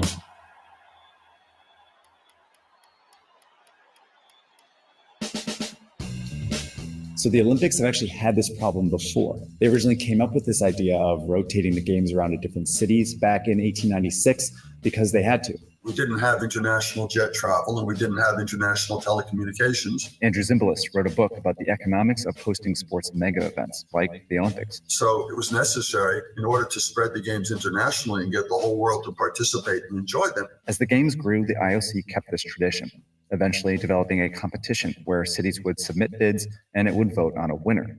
But when it opened bidding for the 1984 games, not a single city wanted to host because the last few hadn't gone very well. Local political protests had turned violent during the 1968 games in Mexico City, and terrorists killed 11 Israeli athletes at the 72 Munich games. Invade the Olympic Village, taking 9 Israeli athletes hostage and killing 2 others in their room. Both incidents showed cities that hosting could be politically risky or even deadly. When construction problems and corruption led Montreal to spend more than 13 times their budget, they began to view it as financially risky too. So in the late 70s, the IOC was barreling towards disaster until one city offered to save them. Under one condition, Los Angeles did not want to spend a lot of money. To do that, it offered to use venues it already had instead of build new ones.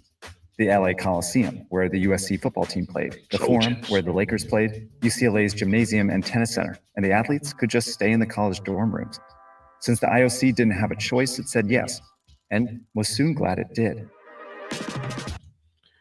Imagine you went to school at USC and you come back and it's damn some Olympic person stayed in your room. They done left their drawers up under your mattress or something. You're like, hey, yo, bro, what's going on here, man? You done got back to campus. They over here drunk. Well, they can have sex at the Olympics now. They used to have, it was forbidden to have sex like the athletes, but now they don't give a damn. They don't care anymore.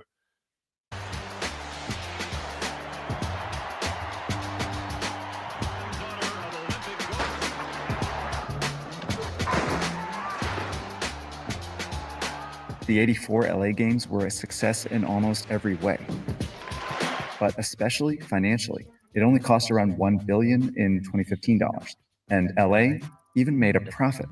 This should have become the model for future Olympic host cities, but instead it sparked the problem that is plaguing the Olympics today. It's interesting how many of these sports and politics stories really boil down to economics. If you recall, the Premier League story is a story about a warped economic system. The NFL is so successful because it created a new economic model for sports leagues. If you haven't seen those videos yet, give them a watch. If you haven't subscribed to Search Party, now's your chance. We publish every 2 weeks this summer, so I've been working from all over the place. I've been excited to work with Surf Activity, Surf Shark. That's how I keep, and I'll take you back to the episode. And that was one thing with the World Cup. They felt like it was a lot of corruption because what's the name? Who just hosted it? Was it Omar? No, it was Saudi Arabia. Was it Saudi Arabia or Yemen? Anyway, it was one of the Middle Eastern countries, but they were basically putting a lot of money in people's pockets so they could host it. So it was like you kind of already knew who was going to have it and everything. But the Olympics, don't nobody want it because they spending too much money and they ain't really making. It cost $1 billion and you make 230 million in profit. Like, man, that ain't enough money. Qatar, yeah, it was Qatar. Yeah, there's a whole documentary on Qatar. I watched that. That one was like an hour 20. LA did such a good job hosting the 1984 Olympics that it re-inspired cities to want to host again. For the 1992 games, 6 cities submitted bids, then 6 again for 96, 8 for 2000, then a whopping 11 for 2004. As more cities competed, the IOC regained leverage over them again. But instead of sticking to the LA model, it began demanding more. Between 1992 and 2020, the IOC added dozens of new sports to the games. This required more venues and housing for more athletes, which host cities were primarily responsible for paying for. As the competition intensified, cities felt increasing pressure to make their bids more attractive. The most effective way to do that was to build new venues. Sydney built 15 new venues plus housing for 10,000 athletes. Athens built 22 new venues, and Beijing built 12. All of this construction made hosting the games really, really expensive.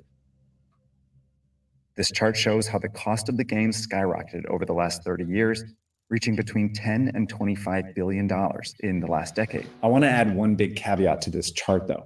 It only includes sports-related costs to the games. It doesn't include things like new public transportation or development projects that most all these cities spent money on for the Olympics. If we include some of those costs, these bars are actually way higher. So, for example, some estimate that Beijing spent more like $45 billion for their 2008 Summer Games. Russia spent more like $51 in 2014, and Tokyo's bill is more like $35 billion. And not only that, so you guys, we be talking about the money that's being spent. Watch this. This is something that Californians know about, especially, and they're trying to get this built by the Olympics. It was got 4 years. It's already been put to a halt. Real.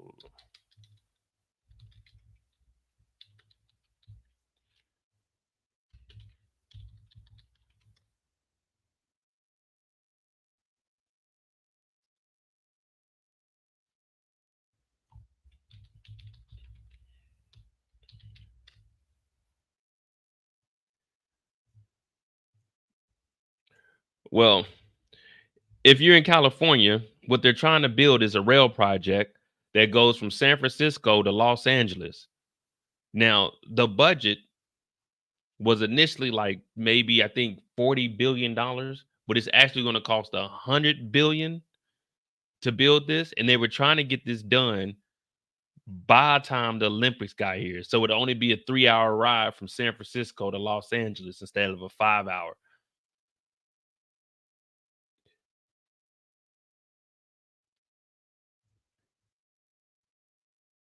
Yeah, it was initially like $30 billion that they needed, but now they figured out it's going to be $100 billion, because if you look at the map, they started saying, well, if you're just going to put that there, what about all these cities right here?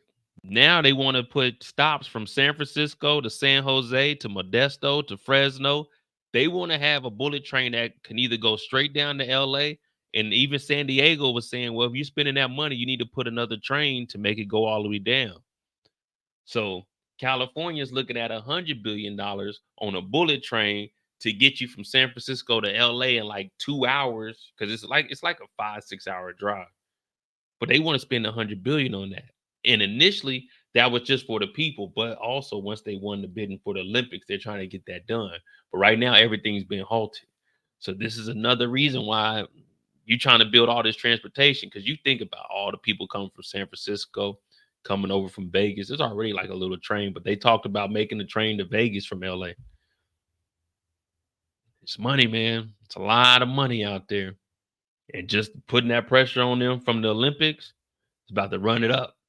No matter what number you use, though, all of these cities went way over their initial budget, which the bidding process incentivizes them to keep artificially low. What they have to do is make initial statements about the intentions and the plans that are very reduced. Once the politicians say, yeah, okay, we'll go along with this, then they start adding the bells and whistles. And those can be very, very substantial. The revenue cities generate from ticket sales, TV contracts, and sponsorships only cover a fraction of these costs, meaning these governments and really their taxpayers are on the hook for the rest. So it doesn't look like a good economic deal.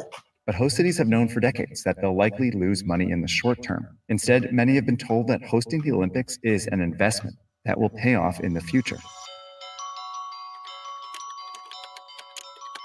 Okay, so this is the IOC's webpage where they list the benefits of hosting the games.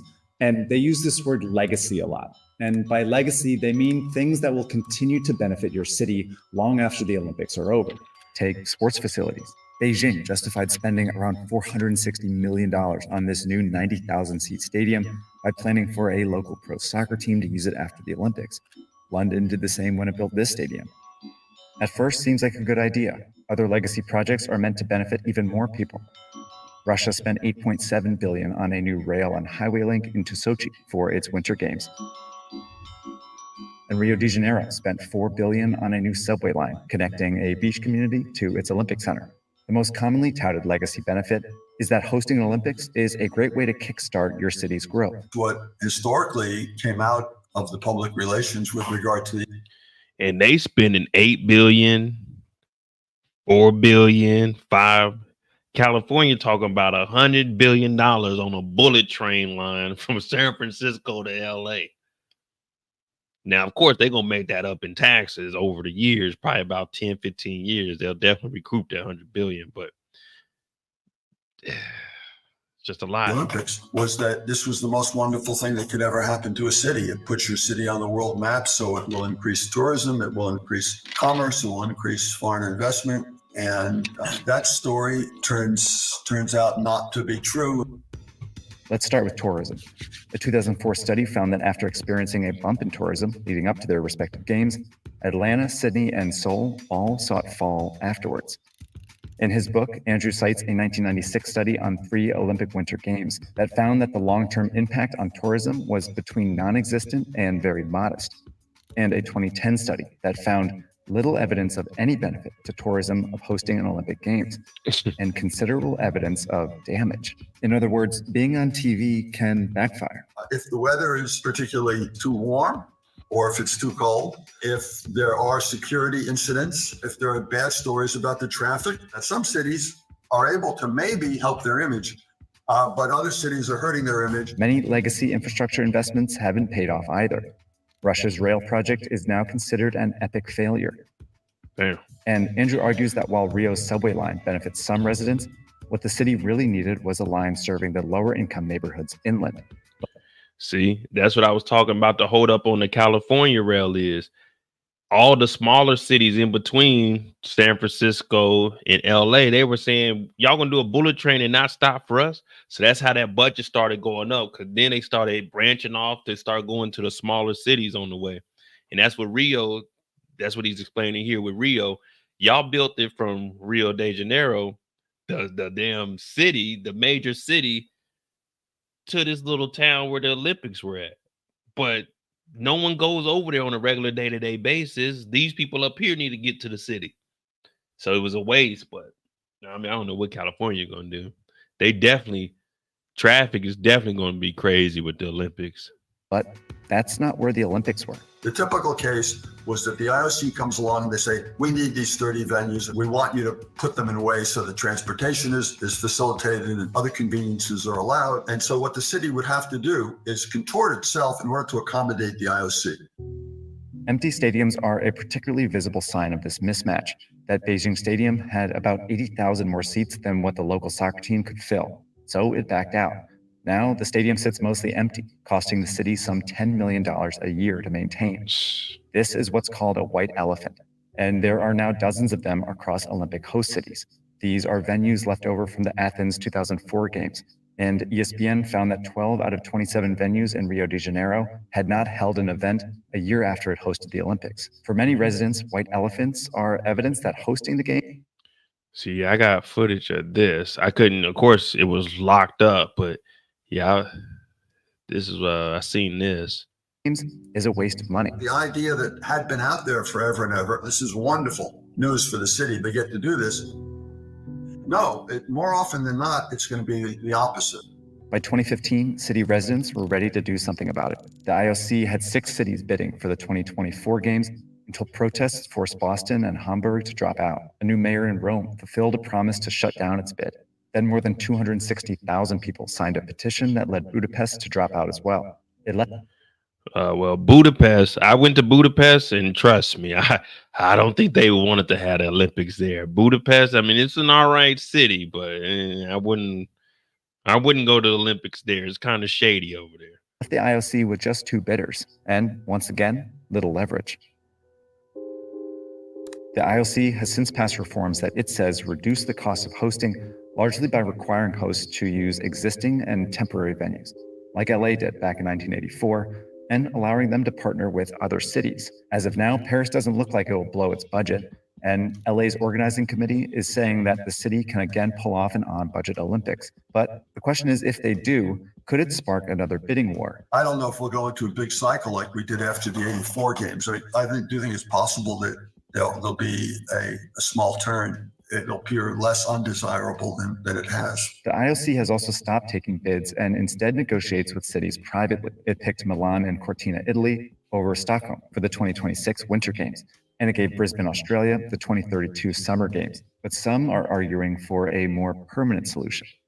I think it's perfectly plausible to think about building the Olympic Shangri-La with its 35 or 40 venues for the Summer Games, smaller number for the Winter Games, in one place. Some believe Greece, the historical home of the Olympics, would make a good permanent host. Others have mentioned LA, since it has so many venues and has done so well in the past. A permanent spot would eliminate white elephant projects, save cities from going into debt, and reduce the game's environmental footprint. But it could also reduce much of the excitement around each new Olympics. It's not going to be easy to go to a model that makes environmental sense and economic sense. But I do think it makes sense to talk about it and put it out there as someplace that we should be heading. Depending on how the next few Olympics go, it might be the only direction left. Here I come. Oh. Yeah, man. I mean, if you had the Olympics in one spot, that'd be kind of boring. You know what I mean? It's the Olympics. It's supposed to move around, but yeah, LA has a lot of stuff that they can do. Of course, you got the Coliseum, you got the SoFi Stadium. Hell, you got UCLA, you got USC, and if you needed to, you can easily go up to San Francisco and host some stuff. Like, man, you can do all kinds of stuff out there with all the schools they have, the universities.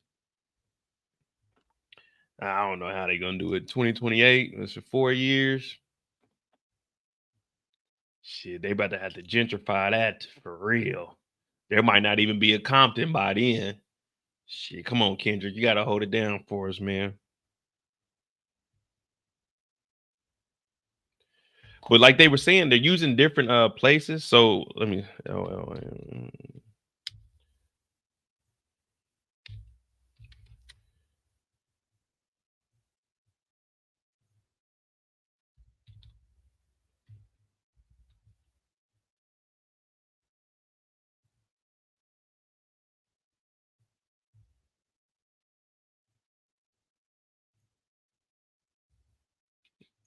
LA does not need to permanent host the Olympics. I mean, I think they'll probably have it in like the next 4 or 5. They'll probably have it maybe one more time. But yeah, I mean, yeah, I really don't know how the hell they're going.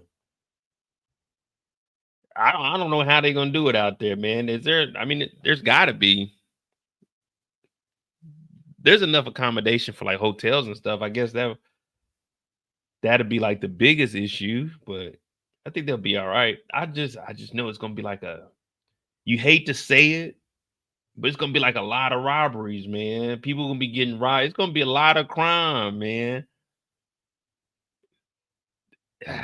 That's the only thing, man. It's about to be a lot of crime and ignorant shit.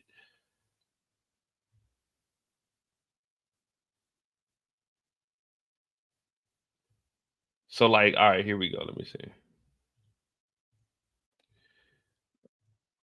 To Eiffel Tower directions.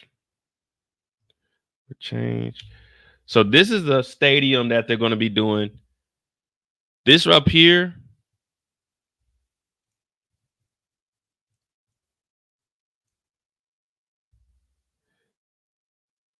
This is what, 30 minutes outside. Well, 30 minutes away from the Eiffel Tower is where they're going to be doing the track and field at.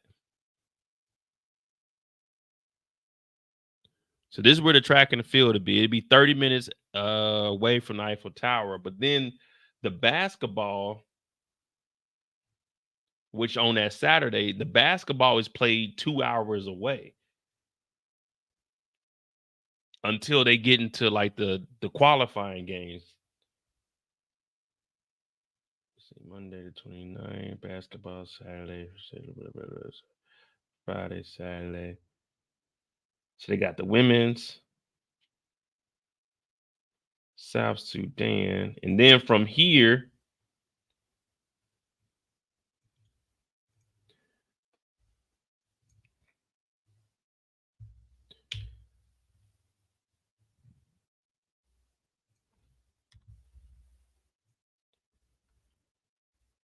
see the basketball game that I was going to try to go to Saturday evening after I did the track and field.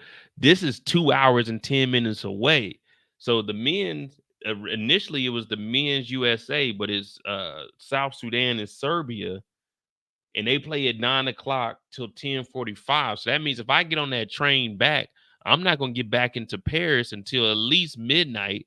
And that's if I leave right on time and there's no delays on the train. So it's like I can't go to a basketball game because they play 2 hours outside of Paris. Because they're spreading it all out throughout the whole, you know what I'm saying? They're trying to get money around the whole country into each little city. And actual Paris doesn't have a basketball arena that can hold all of the teams because everyone's playing there. So all the men play at this stadium. All the women, they play at, let me see what stadium the women play at. Well, arena the women play at. Oh, they play there too. But when the championship games start,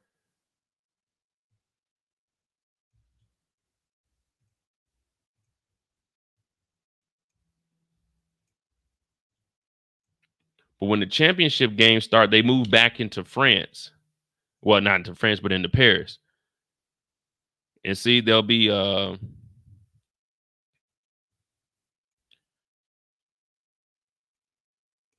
for the championship games, they'll be 30 minutes away from the Eiffel Tower, and they'll be playing in the Bercy Arena. So everything isn't right there in Paris. It's all around, like within like 2 hours of Paris. Like the swimming, it's all in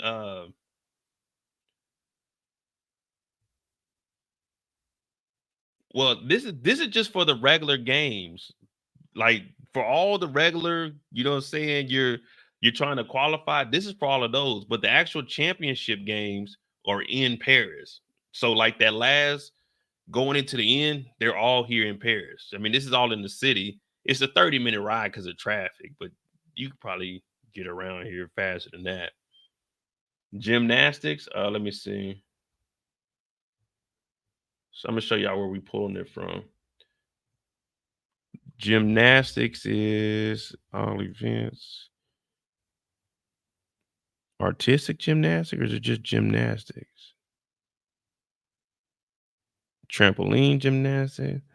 I guess it's just artistic, I guess. I guess we'll go here and see where it is. Floor exercise, pommel horse, vault. Okay. We didn't find any results. So where they running these at then? Oh shit. Shit, yeah, they ain't showing nothing on there, but so you got like you go to the Escrian, like for the horses, this is outside the city also. This is probably like my boy Joel's taking his daughters to it because they ride horses. Let me see.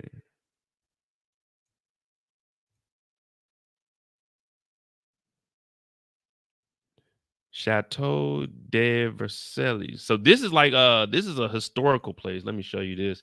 'Cause I know he was telling me about it. Go from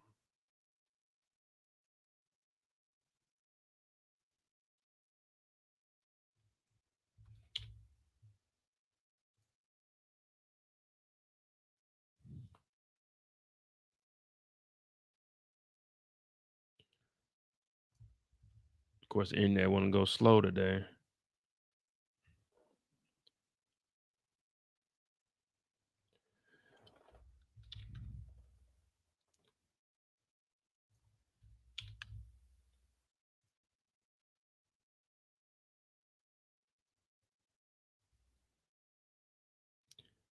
Damn, come on, internet.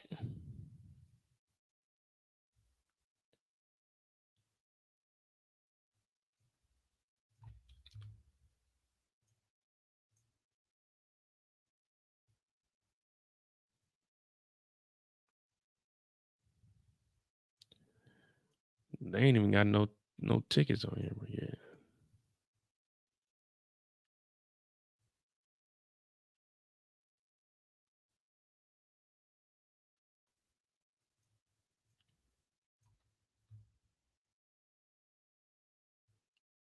Yeah, see where the horses are, that's what, an hour away? 35 minutes? But this is the Chateau of Versailles. This here is supposed to be something fancy. I never knew what it was. He was telling me about it. He said he's gonna take his daughters there. So this is where the horse. Man, this is nice. What is this? All right, this might be somewhere I need to take a lucky lady. This ain't somewhere I go by myself right here. Oh yeah, this is nice. What is this? A place of intimacy from 10 a.m. to 6:30 p.m. Fountain show, musical gardens. Oh, okay. I need to get diverse. Okay, this looks like something I might need to pop out to. I'm gonna have to take somebody with me though. I'm definitely not going here by myself. Ooh, yeah, this is nice.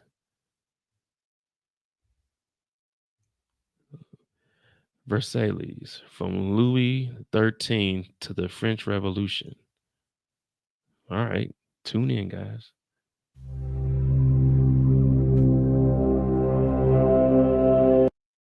I don't know about that music. You know, they probably try to hit us. But let me see what this looks. Oh, this is nice. Look at this. Versailles wasn't built in a day.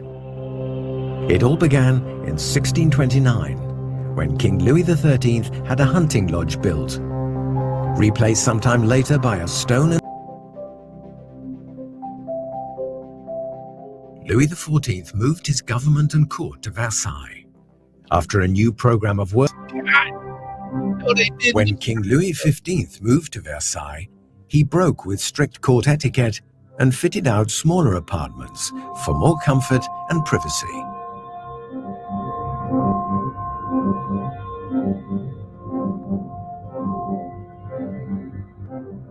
I know when King Louis XIII initially made this little hunting spot, he didn't know that it was about to turn this up like this. This is my first time seeing in this. I heard of it, but I never knew what it. I never looked into it. It was nothing that piqued my interest, but I'm intrigued. I'm gonna have to go see this. I might have to go look at the horses. That's green. I'm gonna have to go. You know what I'm saying? I'm gonna have to go get me a horse.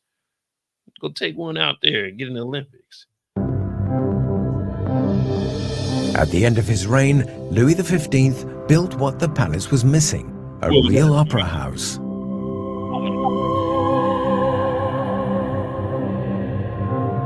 Architect Gabriel modernized the facades closest to the town. In 1789, the French Revolution forced the royal family to leave Versailles for Paris. The future of the palace looked uncertain.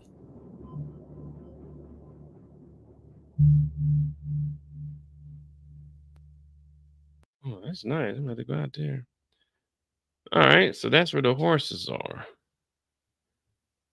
We got a 3D model of this. Let me see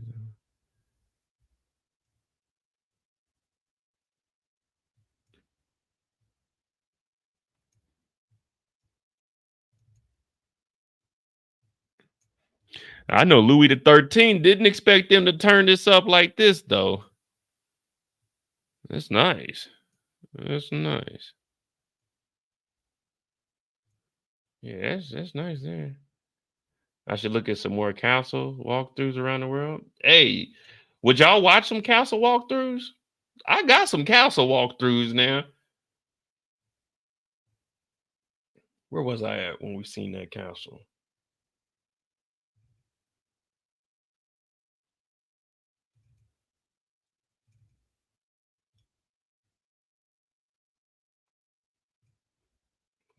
See, I gotta get my travel channel together. Hold on.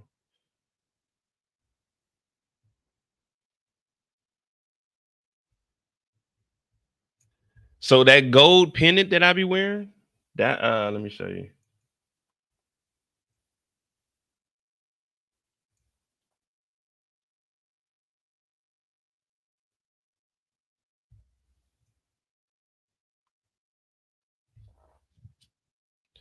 So my other gold chain, when you guys see me wearing that pendant, that's a 24 karat gold pendant that I got from Toledo, Spain. So I got that out of here. It was handcrafted. Now I messed it up because it's got some silver on there because I was swimming in the ocean with it. So the silver got like a little rusted, but there's a guy that can restore it. But this is where I bought it at. All this shit. Let me explain the last thing. Just a couple of minutes, please. Later you can look around, you can take a... So some of these plates right here, some of these plates, they like $10,000. This shit gold, 24 karat gold. So the pendant that you see me wear, I got it from one of these. So it's 24 karat. I think I got a video of me buying it. Like here, please. At the end, thank you. I want to tell you now where you will find 3 different levels. And you... Let me see.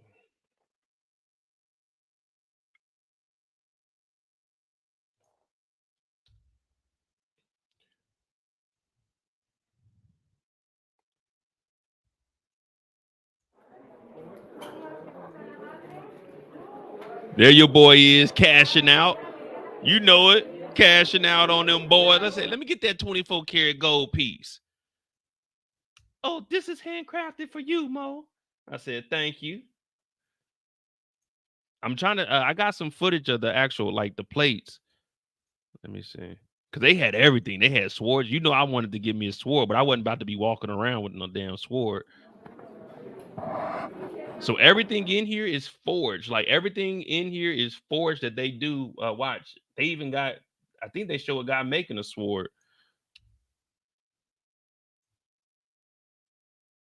I told you I got footage in the archives. So this is down in the basement. This guy was making a sword right there. And then they wouldn't let us in the room where they were doing the gold though. But this guy was forging a sword right in front of us. So he does like all the swords that they have upstairs. He doesn't do all of them. This right here is just one that they showed him making like a regular one. But out in the back, in the other little buildings they have, you see him making it in there. 900 or 1,000 Celsius degrees. Well, now, okay, they take out the camera several. But see, this is why I want to go back once I take, because all of these, they all have my mask on. You know what I mean? I want to be able to hear me talking.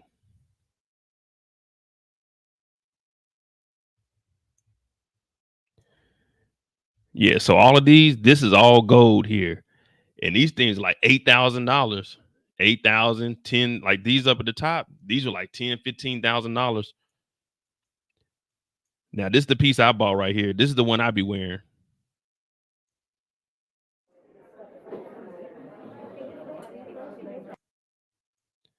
See it's gold, it's 24 gold, but then around the outside, like right here, this is silver, and then on the inside, this is silver, but everything else is gold. That one dope right here. Yes, that's the one I ain't no buying. 23 and the 24 carnival. Oh, okay. Arabic design. 23 and 24 karat. Very, very good. That star one is nice too, So but you'll forget. This one is very, very beautiful. One of my favorites. Silver and the golden mix. 20% off. Okay, you will get to a much price. Okay. 20% and the tax rate you spend over 91 euros. What do you do with these? You put on necklace or chain? Okay. she was trying to sell me. So they got like these little black, like little rope chains. I was like, hell no, I'm about to put this on one of my gold chains, baby girl. It's like a little black rope chain. I was like, man, I can't go out like that. I still got the little box too, but I was like, nah, you ain't gonna see me rocking it like that. Oh, okay.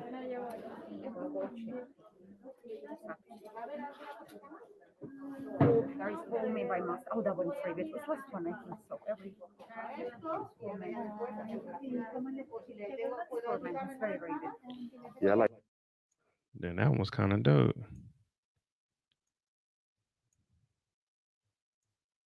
It's very, very good. Yeah, I like that one there. This one, I love those two, those three, the same craftsman. Same craftsman, just the sun inside is different. 23 karat gold and 24 silver, 24 and 24. Yeah, I like the 20. It's beautiful because. Then that one cold too. Damn. Mm-hmm. Now I think this is in front of a castle also. This is on top of the hill. Let me see.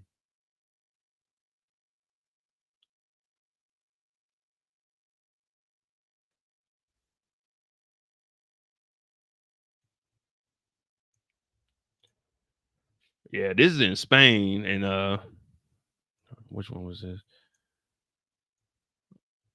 Oh yeah, you got to go all the way up the hill to get to the castle, and this wasn't a big castle. Hold on, let me see.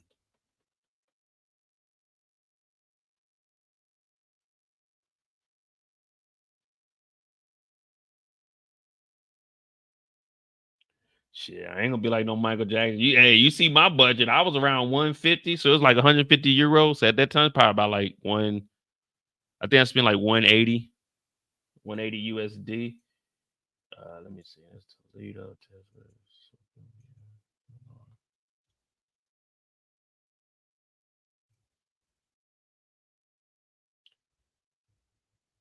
So this is one of the oldest aqueducts in the world here. So this transported water throughout the city. I gave like a little history lesson in one of them. I think, is it on this one? Yeah, that was dope to see.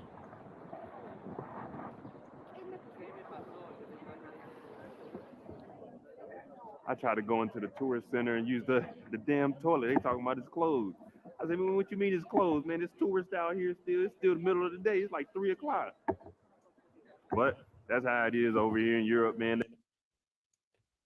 I know. I just gotta put the stuff together, man. It's so much stuff. Cause when I went out there for 3 weeks, and I got a lot of footage. I probably have like 1,000 hours worth of footage just from everywhere I've been. Y'all understand, man? That's a lot of work, man. And I gotta go out there and redo it because I gotta re-narrate everything because you could barely hear me on some of it. But I got all different angles. I got the 3D. Here go a castle. This castle, y'all tell me what castle this is. This is from a Disney movie. This castle's from a Disney movie. Tell me what castle this is. What castle is this?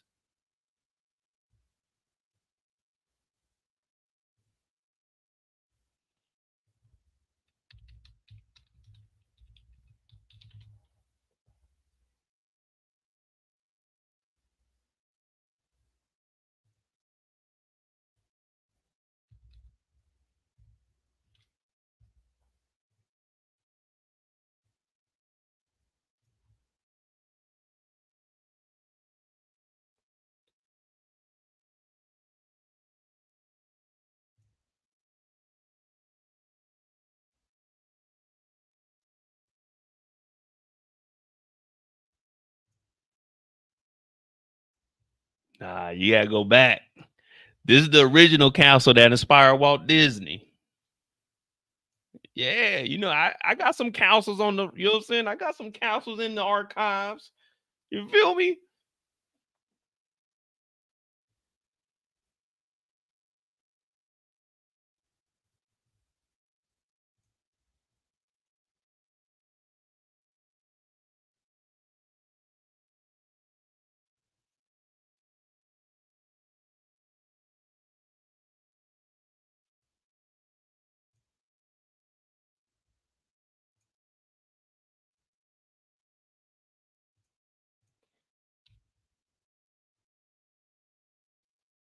I think this one was showing like the. Nah, this ain't it.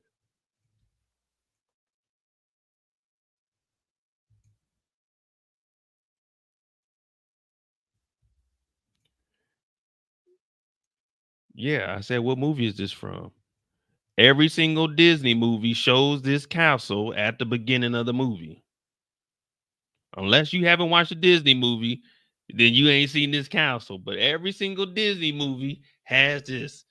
This is what initially inspired. So I'm gonna show you what the other side looks like, because this is the entrance side. But on the other side, it's like off the cliff, and it looks more like the Disney castle. Let me show you. Hold on.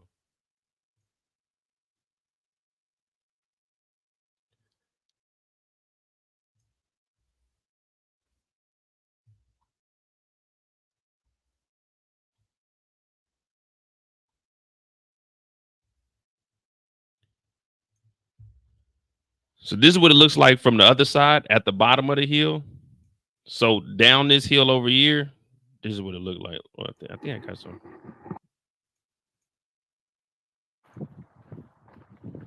You can't see it unless you go out to the bottom, but.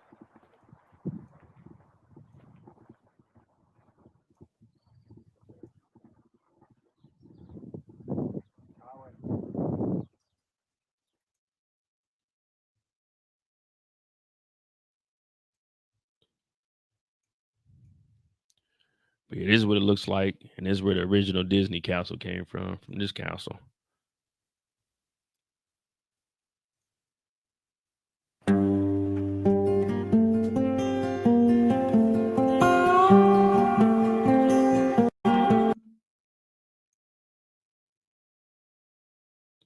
See, I had to put this on a channel. Did I go in here? I think I went in here. I don't know. Let me see. I think I got another castle. Well, I don't have another castle, do I? Was there a castle in Barcelona? Oh no, we got the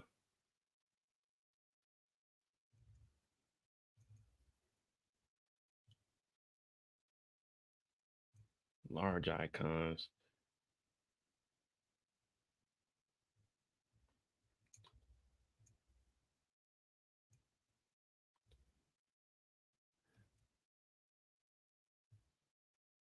You got this Guard Mountain. Hey, this is nice too. You go see this.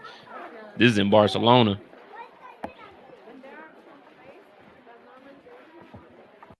So right now we're on the top of this part, but you go up under here. It's all of these pillars that are up under it. I'll show you what it looks like up under here. Hold on, let me see.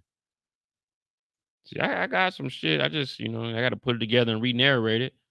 Do some walkthroughs. But I was wearing my mask back then. I don't give a damn what nobody talking about. I wore my mask all the time.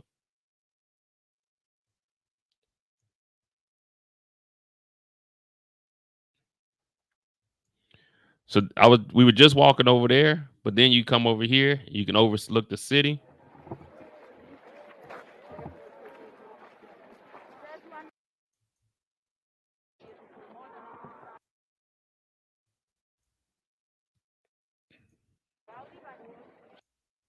And up under here, this is what it looks like up under. So where we're standing at, we're at the top of it. But up under it, I'm gonna show you what this looked like. Hold on. This is what it looks like up under it. So you go down the stairs.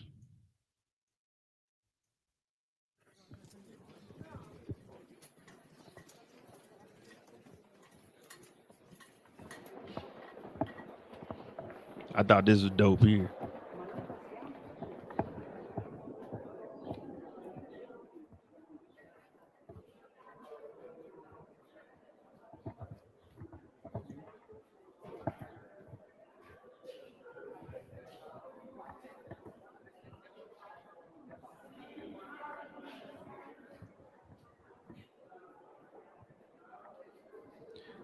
She kept trying to tell us, stay with the tour guide. Stay with the tour guide. Man, fuck that tour guide shit. Because I wasn't a part of the group. I was just walking by him so I could hear the history. You know what I mean? I'm getting the free tour guide. I paid my 20 to get in. In this group, they had the tour guide. So I was just walking. And one of these videos, you'll hear me on the smaller camera. On this camera, you'll hear me say, I'm repeating like what she said. But this is dope to me. Like, man, how they got all the pillars down here.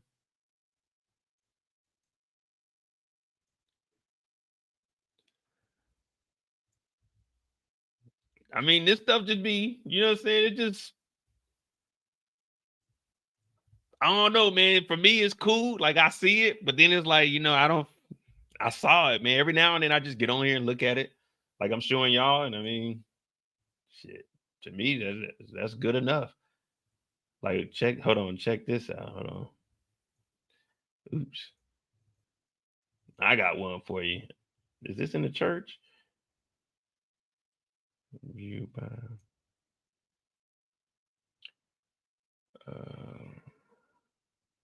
Oh, this is in front of the church in Barcelona.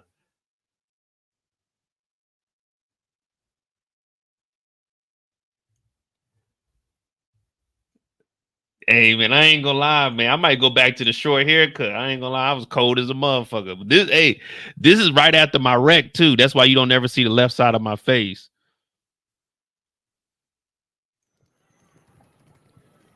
Yeah, hey, this is dope, man. I ain't gonna lie, I do want to get back out there with my camera. Look at that view. That shit nice.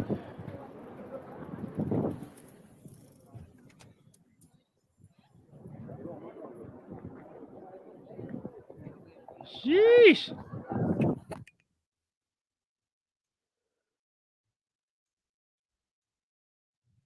It's nice as hell right there. All right, that ain't where we need to be. My bad. I'm gonna show y'all one more thing. I'm gonna get out of here. Is this the cathedral?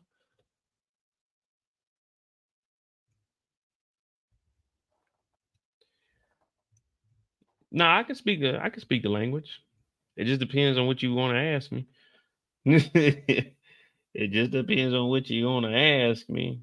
Can I hold a conversation? Probably not. Where is this? Oh, this is outside. Hey, this is dope too. Oh, I gotta show y'all this. This is the fountain. This is dope too. Golly, I forgot about this one.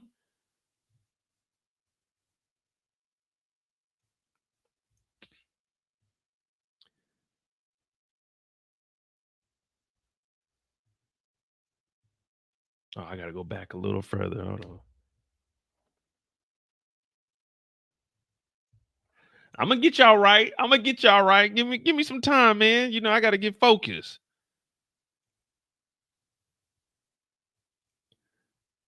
Let me see. Oh, yeah, here we go. Yeah, this is it here.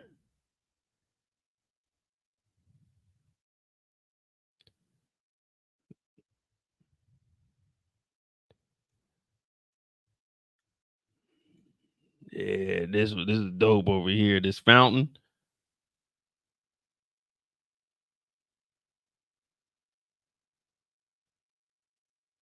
Yeah, this is actually like 5 days after I got in the wreck. I came straight over here.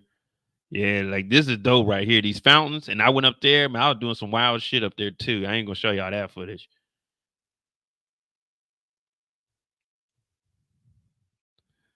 But they got the dude on the chariot up there with the 4 gold horses. I forgot what his name was. I said his name in one of these videos.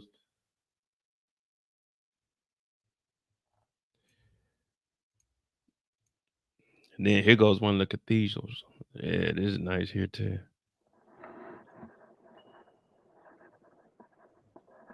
I went on the roof of here. Did I have my camera out for that? I went in there and said 5 Hail Marys. Came out a blessed man. I ain't gonna lie to you. I wouldn't lie to you. Not up in here. Not up in the Lord's house. Wouldn't lie to you in the Lord's house. Now I waited till I get outside. I lied to you. Oh yeah, here we go. So this is on the roof. I think it's windy as hell. Yeah, like look, you can see my my eyebrow kind of fucked up right there. You can see the dark patch on my face. But yeah, it's on the roof. The roof is on fire.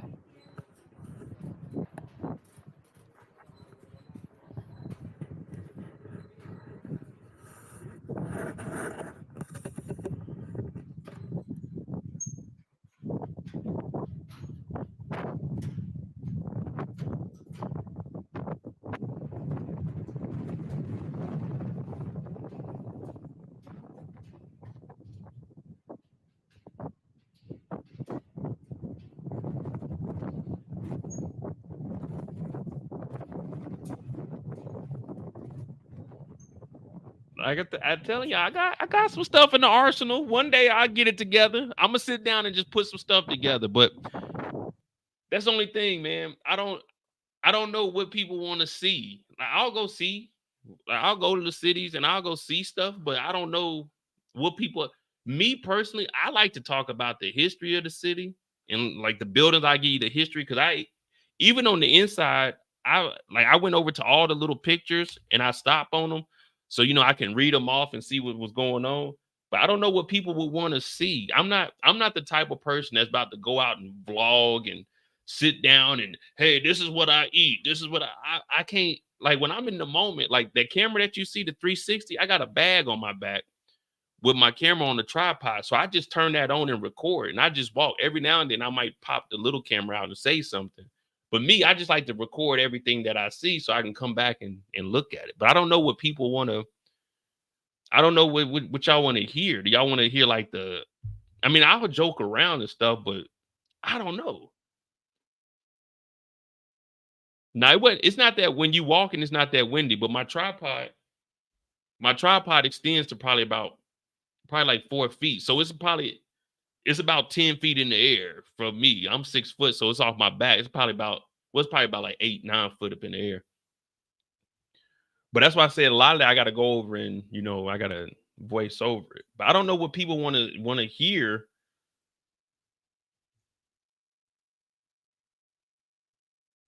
Cause let me see.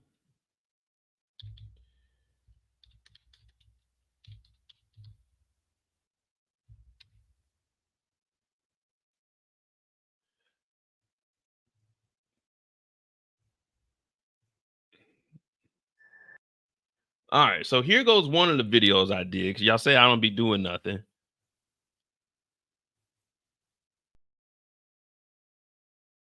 Well, why?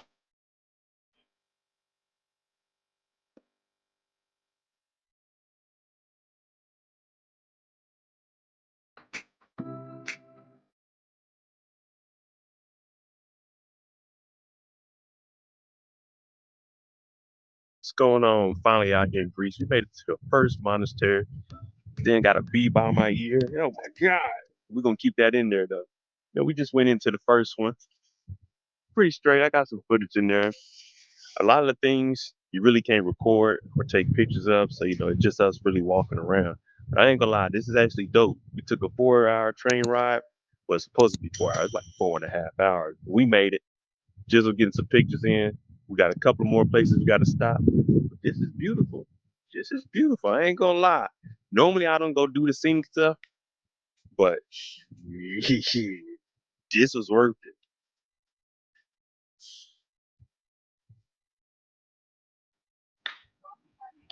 Now this is on my first stop of my European tour, Greece, 4 days.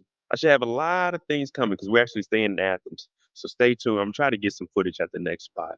Hopefully they don't get on me, saying, hey, no camera, no camera. All right, I got you.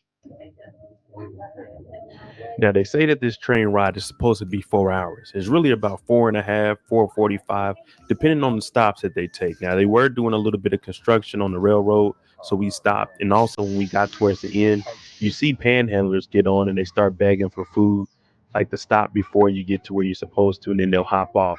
This is so they don't have to have a ticket. Just tell them to walk on by. There are 6 Motoria monasteries on the cliffs that you can visit. Motoria is a breathtaking place. I must admit, when we first pulled up and you see the cliffs and you see the monasteries on top of it, you're going to be amazed. Believe me. Even if you See, I gotta have like a professional voice when I'm talking. I can't like if I'm trying to give you history, it's hard for me to I don't know, man. You know, I'm talking all proper. I don't know, man. That ain't me. That ain't me. I'm trying to joke around. I'm trying to kick it. I'm trying to drinky. You know what I mean? We had to do a lot of walking. I'm trying to drinky, but we'll continue. You're not even that big into religion. You're going to look up, you're going to say, this is breathtaking. And to look down is even better. Now, from the earlier times, the cliffs of Matoria was a perfect place to achieve maximum isolation. And this was a great place to find your peace and harmony. Matoria today is the largest archaeological site in Greece in terms of the area that it covers. Since 1989, it has become a World Heritage Site, and in 1995, it's an official holy place for Greece. I recommend that you book early and book you a personal driver to go up the hill. Now, you can take the tour bus, but that's going to be a little bit crowded and you're going to have to worry about everyone getting back on, and you'll be less comfortable with leaving your items within the van. We had a personal driver and you'll see him. He was going a little bit crazy singing and stuff, but he was an amazing tour guide. The first monastery that we actually are going to go to is the monastery of St. Stephen. Now, just like most of them, you can't record too many things in there. So you will get to see a lot of the views. But once you go inside, they're kind of, hey, strict, no cameras allowed. But the first monastery we go to is the monastery of St. Stephen. Now, the beginning of life here originates around the early 12th century. Hosius Antonios in the first half of the 15th century actually took it upon himself to start to renovate the monastery. Now he started. I ain't gonna lie, them waves was busted. Them motherfucking waves. They were telling me, sir, we need a life vest. With the foundation, and they built it all the way up into the church that we see today. And it is an active monastery now with active monks living inside of it. Now, this is my older brother. He a professional photographer. So if you ever in the Bay Area and you need a photographer, hit me up. Now, I ain't gonna lie. He do run about 120, 125 an hour, though. That boy don't play around. You will hear me mention that they depend a lot on the community to donate clothes and also food while they're in here, because they don't leave the monastery. As you can see, everyone is masked up, so that did play a role in making it harder to see certain rooms, because you have to understand the monks actually live here, so they still needed their social distancing. Now, the monastery of St. Stephen is one of the more easier accessible monasteries because there's not a lot of stairs that you have to climb that we'll see at the next one. It's just a little bridge that you go across. Inside of this monastery, there are two chapels. The old 15th century St. Stephenson Chapel, which was severely damaged during World War II. And then there was an 18th century, the main cathedral that is used and dedicated to St. Charlembos and includes his holy relics. I walk straight through the monastery and we go to the back so I can show you guys the view of what it looks like over the cliff and the back side of the monastery. Now, the cathedral, the line was a little bit longer and I did go in there on my own, but you were not allowed to record in there, so I didn't get any footage of that.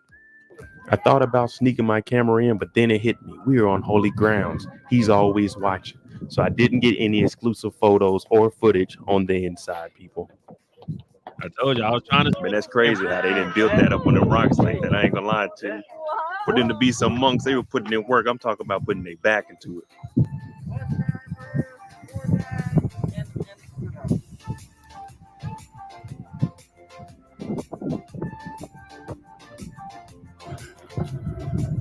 So we took a quick stop so you can get some pictures of it.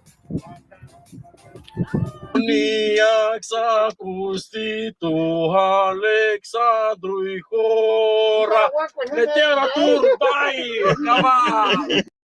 that was our driver. I don't know if our driver was drinking or not, because like when you drive up there, this is our little personal tour guide. I think for this van, for the van and the tour guide with the driver, I think it was probably for, I think it was 3 hours. It may have been, because when you get off the train, you can get you a driver there, but you can pre-book them. I think for 3 hours it was like €25, but he drives you to everywhere and she hops out and she'll tell you, she's your tour guide. But I don't know if he was in the truck like drinking and shit, because we came back, that nigga was too excited. He's no. I'm like, hey nigga, Just drive, brother. But that's why I say get a driver, because you can leave. It gets hot up there, so you can leave like all your personal stuff in the van. I wouldn't leave it on the bus, but If y'all get a chance, you got to come out here and see this.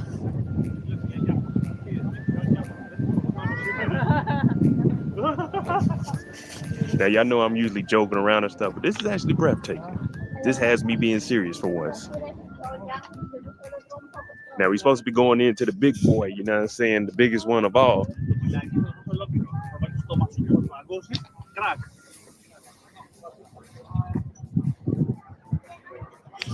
It's supposed to be like 200 stairs or something like that. So, change of plans, people. I was going to go over there and go up them stairs, but it's like 200 and something. And the thing is, if you go up the stairs, you got to come back down the stairs.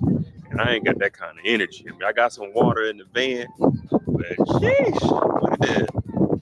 You got to go all the way down, up through the tunnel, over here, up there, hit that, do it about face, up there, all the way up there. No, sir. Ain't gonna happen. It ain't gonna happen. That would be interesting. I seen it from seen inside the other ones over there, and you seen inside of one, you seen inside of all of them. The second monastery that we went to was the Holy Monastery of Great Matoron. Now, this is the largest monastery within Matoria, Greece, and the oldest of all monasteries.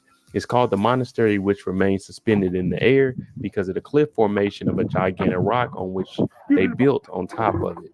The Great Montorio Monastery was founded in the 14th century. St. Athanasios is celebrated as the first founder of the monastery and the organizer for the whole region when it comes to monasteries. For this reason, this foundation of the monastery is considered to be a turning point, or even better, this is the beginning of organizing the whole region of Matoria. It's believed that Athanasios was born in 1302 in the medieval town of New Patras, and then he eventually moved out here to Matoria after he became a monk, and he lived there for a few years before actually settling in the cliffs of Matoria. Now I'll give you a little bit of the view in between these two monasteries, because I didn't take that 250 plus stair challenge to go up the monastery and then just to come all the way back. So here we're in between the two. Now you can see some of the smaller ones when you look down, but for the main part, we have the two big monasteries up top. Everything that the light touches is our kingdom. What movie is that from? Is our kingdom. Everything that the light touches is our kingdom. Unfortunately, I don't own any of this out here. I'm just a visitor, just a tourist, just looking at it. But it do look good as hell, though. You can't lie about that, though. As I was saying, when you look down, you can see off in the distance, there's a smaller monastery there. I think that one only had 2 monks that lived inside of it. But overall, you just look around and it's an endless view. You see the mountains, you see all the cliffs that everything is on. Now where we're about to head to, we got our crazy driver about to take us to a monastery where the older monks, they go to retire after about 60 years, 70 years of being a monk. They go off into isolation by themselves.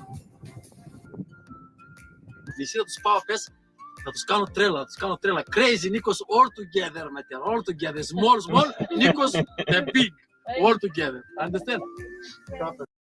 I initially, cause I was sitting there, I was just recording, I thought he said niggas. Listen, he said niggas are very big. Crazy, Nikos, all together, matter, all together, small, Nikos, the big, all together, understand? Come on.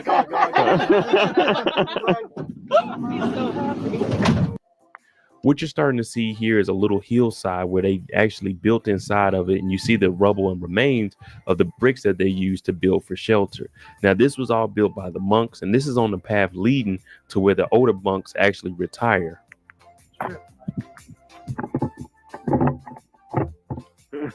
Hey, what did I text you, sir? What? I said, yo, be taking hikes. I was not prepared for no hike.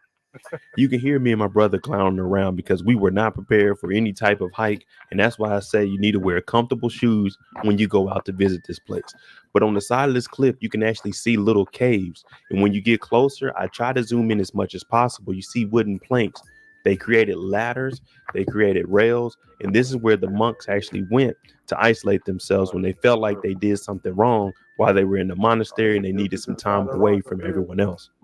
Here I try to zoom in, and if you look in the center of your screen towards the bottom a little bit, you see the wooden planks, the wooden rails, and also to the right. Now there are ladders that are hanging down. Of course, there's no access to them anymore, but they left up all the structures. They don't use this anymore to isolate themselves when they feel like they did something wrong. This is used more in the earlier centuries, but it's still amazing to see that these monks actually had the strength and the courage to go out here knowing that they did wrong, to actually think about everything that they did. So all of the caves that you're seeing, those are actually jail cells. Well, I won't call them jail cells, but that's pretty much what they are, prisons. So whenever the monks did something wrong, they would go there for 3 or 4 days and they just pray. Like they voluntarily went there. I know if I ever messed up or did something, they're like, all right, Mo, time to go to the cave. Nah, yeah, I know what I did wrong. I'm correct that. I don't need to stay out there for 3 or 4 days. Now, mind you, it's 2022, and I'm looking at it like, man, I'm hearing animals out here, birds. Back in the 1800s, 1900s, oh, heck no. I'm not staying in no cave for no 3-4 days by myself, no running water. Just up there trying to pray and figure things out. Nah, not me. Once I zoom in, you can see the house on the right. Now, the oldest monk, he lives there. And I think they said he had been a monk for over 60 years, and this is where he goes to retire. Every now and then they said you could see him come out on the balcony and he'll just sit out there in the sun for a little bit. Then he'll go back into the house. So at this point, it's just them collecting their thoughts and they're just living out the rest of their life by themselves. Now, other monks do come by periodically and check in on them, but for the most part, they're just here by themselves. All right, there you go. The monasteries of Matoria, Greece. Let me know. All right, and there you go. Y'all say I don't put nothing out. You say I don't put nothing out. There you go. May 2022. You say I don't put nothing out. Let me see some. Say I don't put nothing out.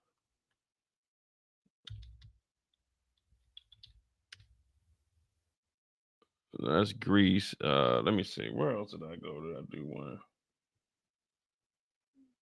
Oh yeah.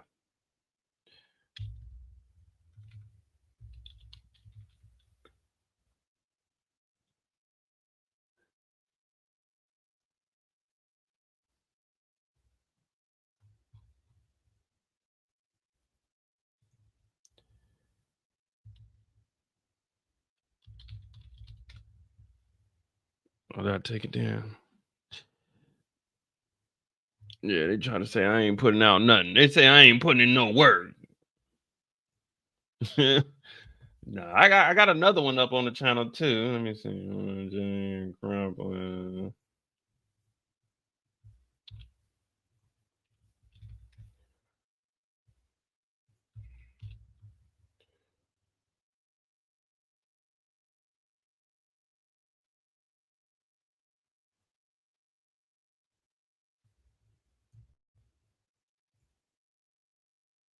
What they talking about? What they talking about? Mo ain't putting out nothing.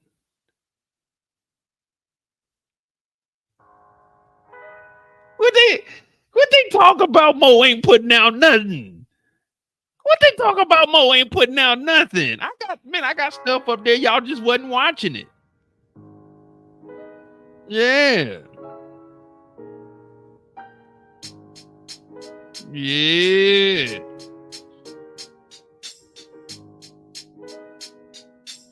I didn't know we had another one in the vault. Next stop is Atropolis. We're about to go in here, see some things. You know what I'm saying? Cost a little bit. I'll let y'all know what the prices are down below. But right now we're waiting in line. It looks like we got a lot to conquer today, though.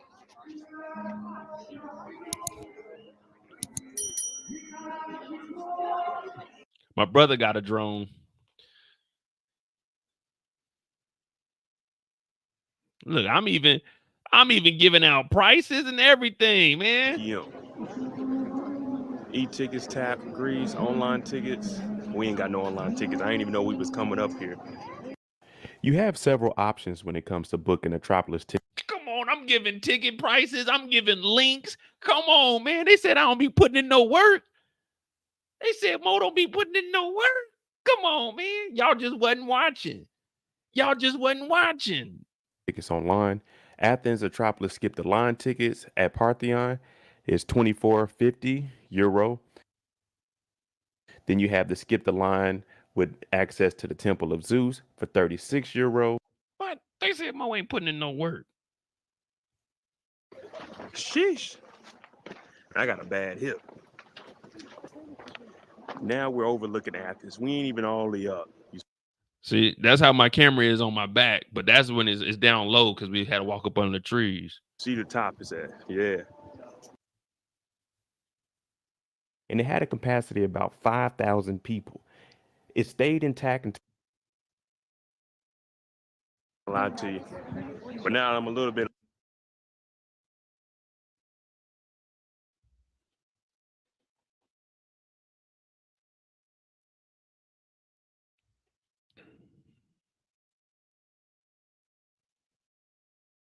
Did that.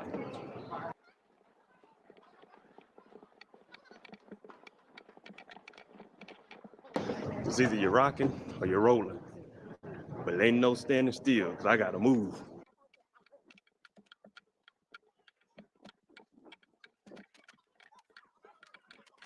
I know you probably wonder why is all this construction up here. They aren't rebuilding it. They're just making sure that it doesn't fall down and deteriorate more than what it already is, so they can keep the history. This is the Pantheon. This is the boss of all bosses. You know, you get to a video game, you gotta make it to that mountaintop. That's what this is right here. This is some shit that was built for me, and no lie, no lie. Acropolis is the hill that the Parthenon sits on top of. Now, the reason the Parthenon is so important is because most historians feel like it was used as a treasury, but it's also a symbol of power in BC, but officially opened in 406. I'll be doing a little bit of, saying little history for you guys throughout it. Some real history and then some Mo history, where it ain't really the truth, but it's kind of the truth, I just bend it a little bit. But stay tuned, because it's only about 12 o'clock now, so we got a lot more to do out here in Athens. A few more places to see. Hopefully I got enough camera and battery life on all this. But we're going to make it happen for y'all, so y'all can tune in and follow. Oh, these two dudes right here. Man, they subscribers to the channel, man. They subscribers to the channel. I was like, damn, that's crazy. So they actually go to school in Germany. Like, we'll take field trips, but we'll take a field trip to like the local zoo or the local museum. Their field trip was from Germany to Greece. So they were in Athens for, I think, like a week. And then they were going to, I think they were going to Rome after. This is their field trip. But these two, they follow, they subscribe to the YouTube channel. I'm like, damn, okay, that's what's up. Dang, yeah. Can you take a picture? I'm like, oh, okay. They watch Power. Oh, you want that or you want? They watch Power. Well, what was that? 22. So they were watching Ghost.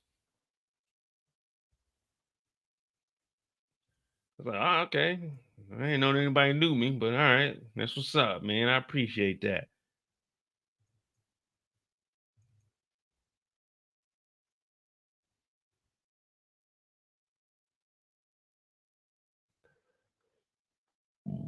Excuse me. I'll get some stuff together, man. I'll do voiceovers on these places. I just want to do it. A lot of them, I don't want to have my mask on. That's the only thing, man. I just want to do them normal.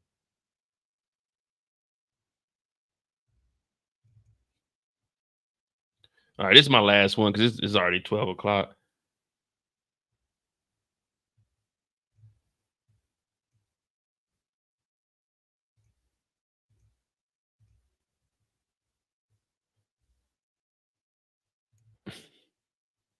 Which one is this? 1, 2.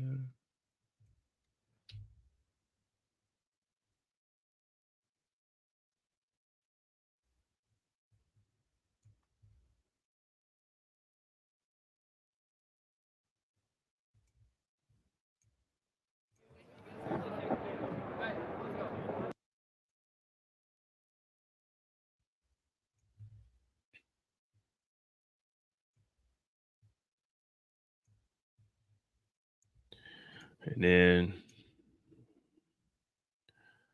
I never put this one together. There's the Coliseum.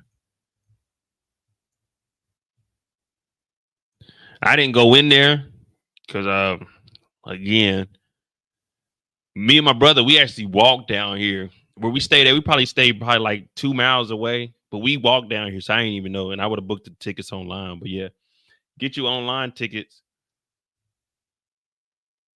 Get online tickets for everything, man. You don't want to be out there waiting. But there's a lot of shit to see. I don't even be knowing what half the stuff is. Let me see.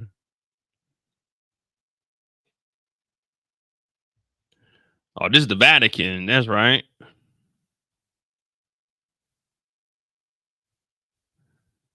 So, I was on the free side. I ain't paid to go in there. I wasn't about to. But yeah, this is the Vatican.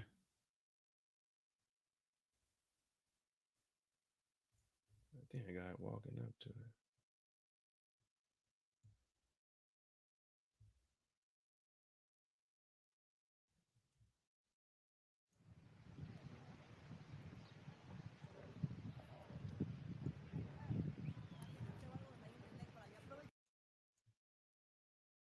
I can feed the needy and let me ball out a little bit with a little bit of the change, just a little bit. But I'm gonna help everybody out. You know what I'm saying?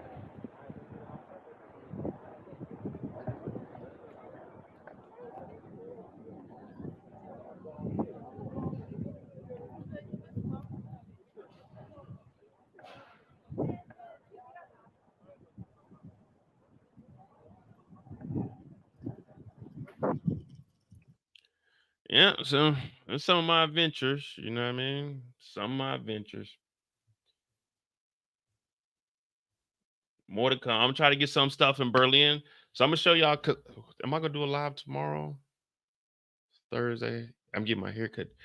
So I'm gonna show y'all what I'm trying to see in Berlin Saturday morning, because that's all I'm really have. I get there Friday night, so I really only got Saturday to go sightsee. I'm gonna show y'all the 2 places I want to see in Berlin.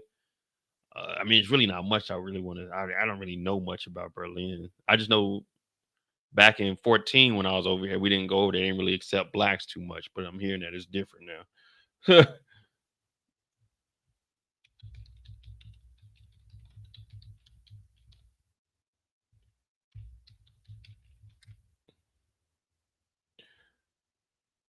So this right here, Checkpoint Charlie, I'm gonna go see this Saturday morning.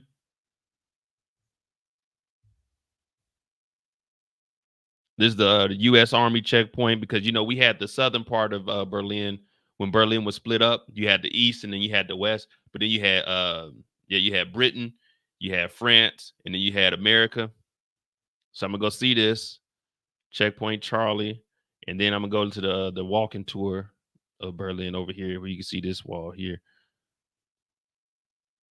Oh, I didn't know they had a Holocaust museum. But yeah, I'm gonna go to the Brandenburg Gate. I'm gonna go see that Saturday.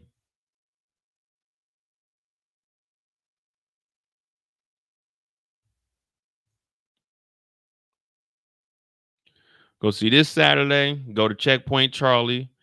I might go to the Holocaust Museum. I mean, Memorial. I got to see where that is though, because I'm staying. Let me see maps.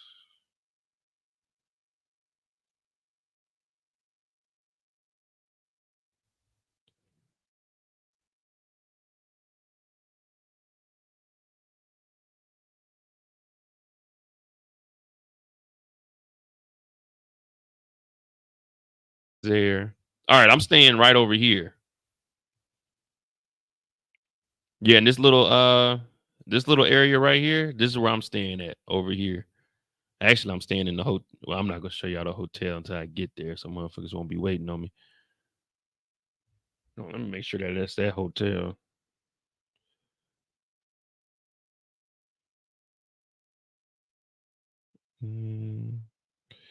That's the tickets for that. I wear Berlin.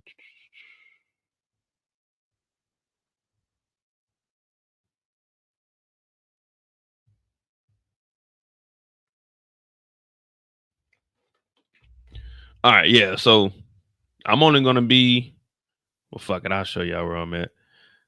This is the hotel I'm at here. Let me see. Is this it? No, that ain't it.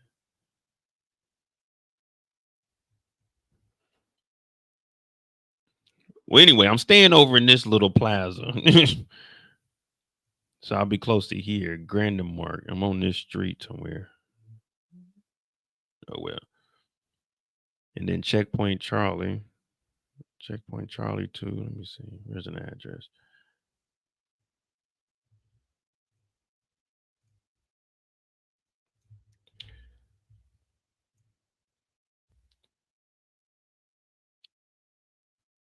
Oh, man. What the hell?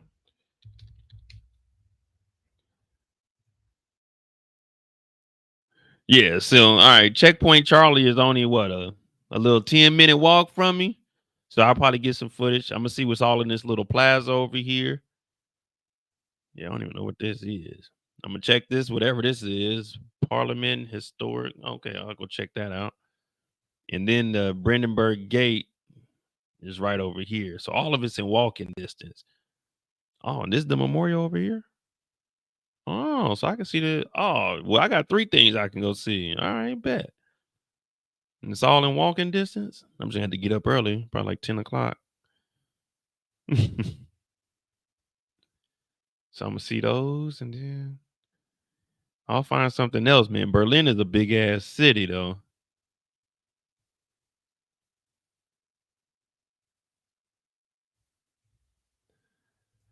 Yep. So that's what I'm gonna do. Checkpoint Charlie. You know what I mean? Is where the U.S. Army was. Do they got a map?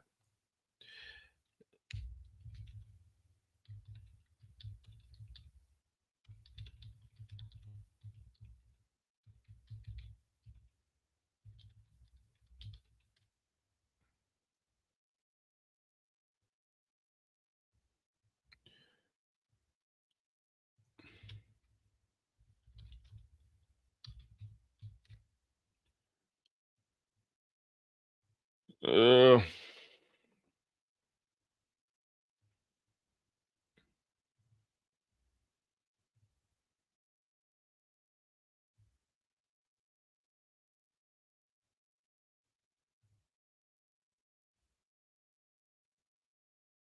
Yeah, see, this is how it was.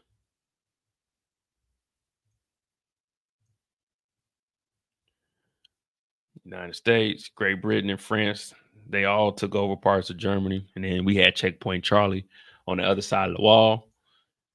Yeah, so we're gonna check that out. You know what I mean? Get a good little salute in front of it. Of course, it wouldn't be an American checkpoint if it didn't have a McDonald's next to it. You know what I mean? Souvenirs and more. All right, I'm gonna check that out.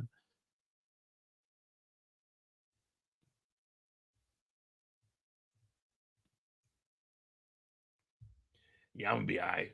If they kidnap me, if they do something, just know I went out doing something that I love. But man, y'all hit that like button, hit that subscribe button. We got 3 hours on the Mo, you know. We're on the road to 500 subscribers.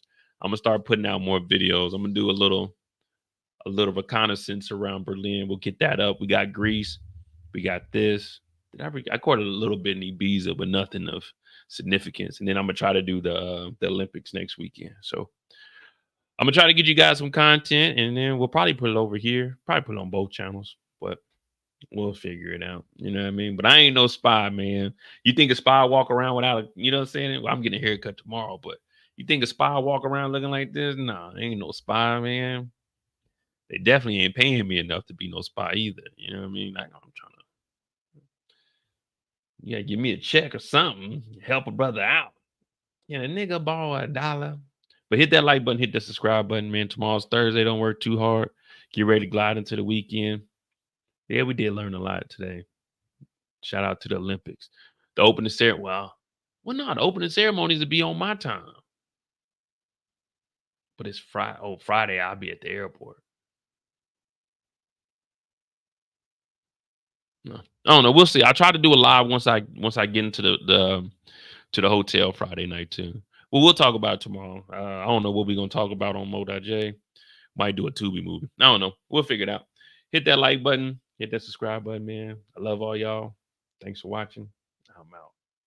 You can run, but you can't hide.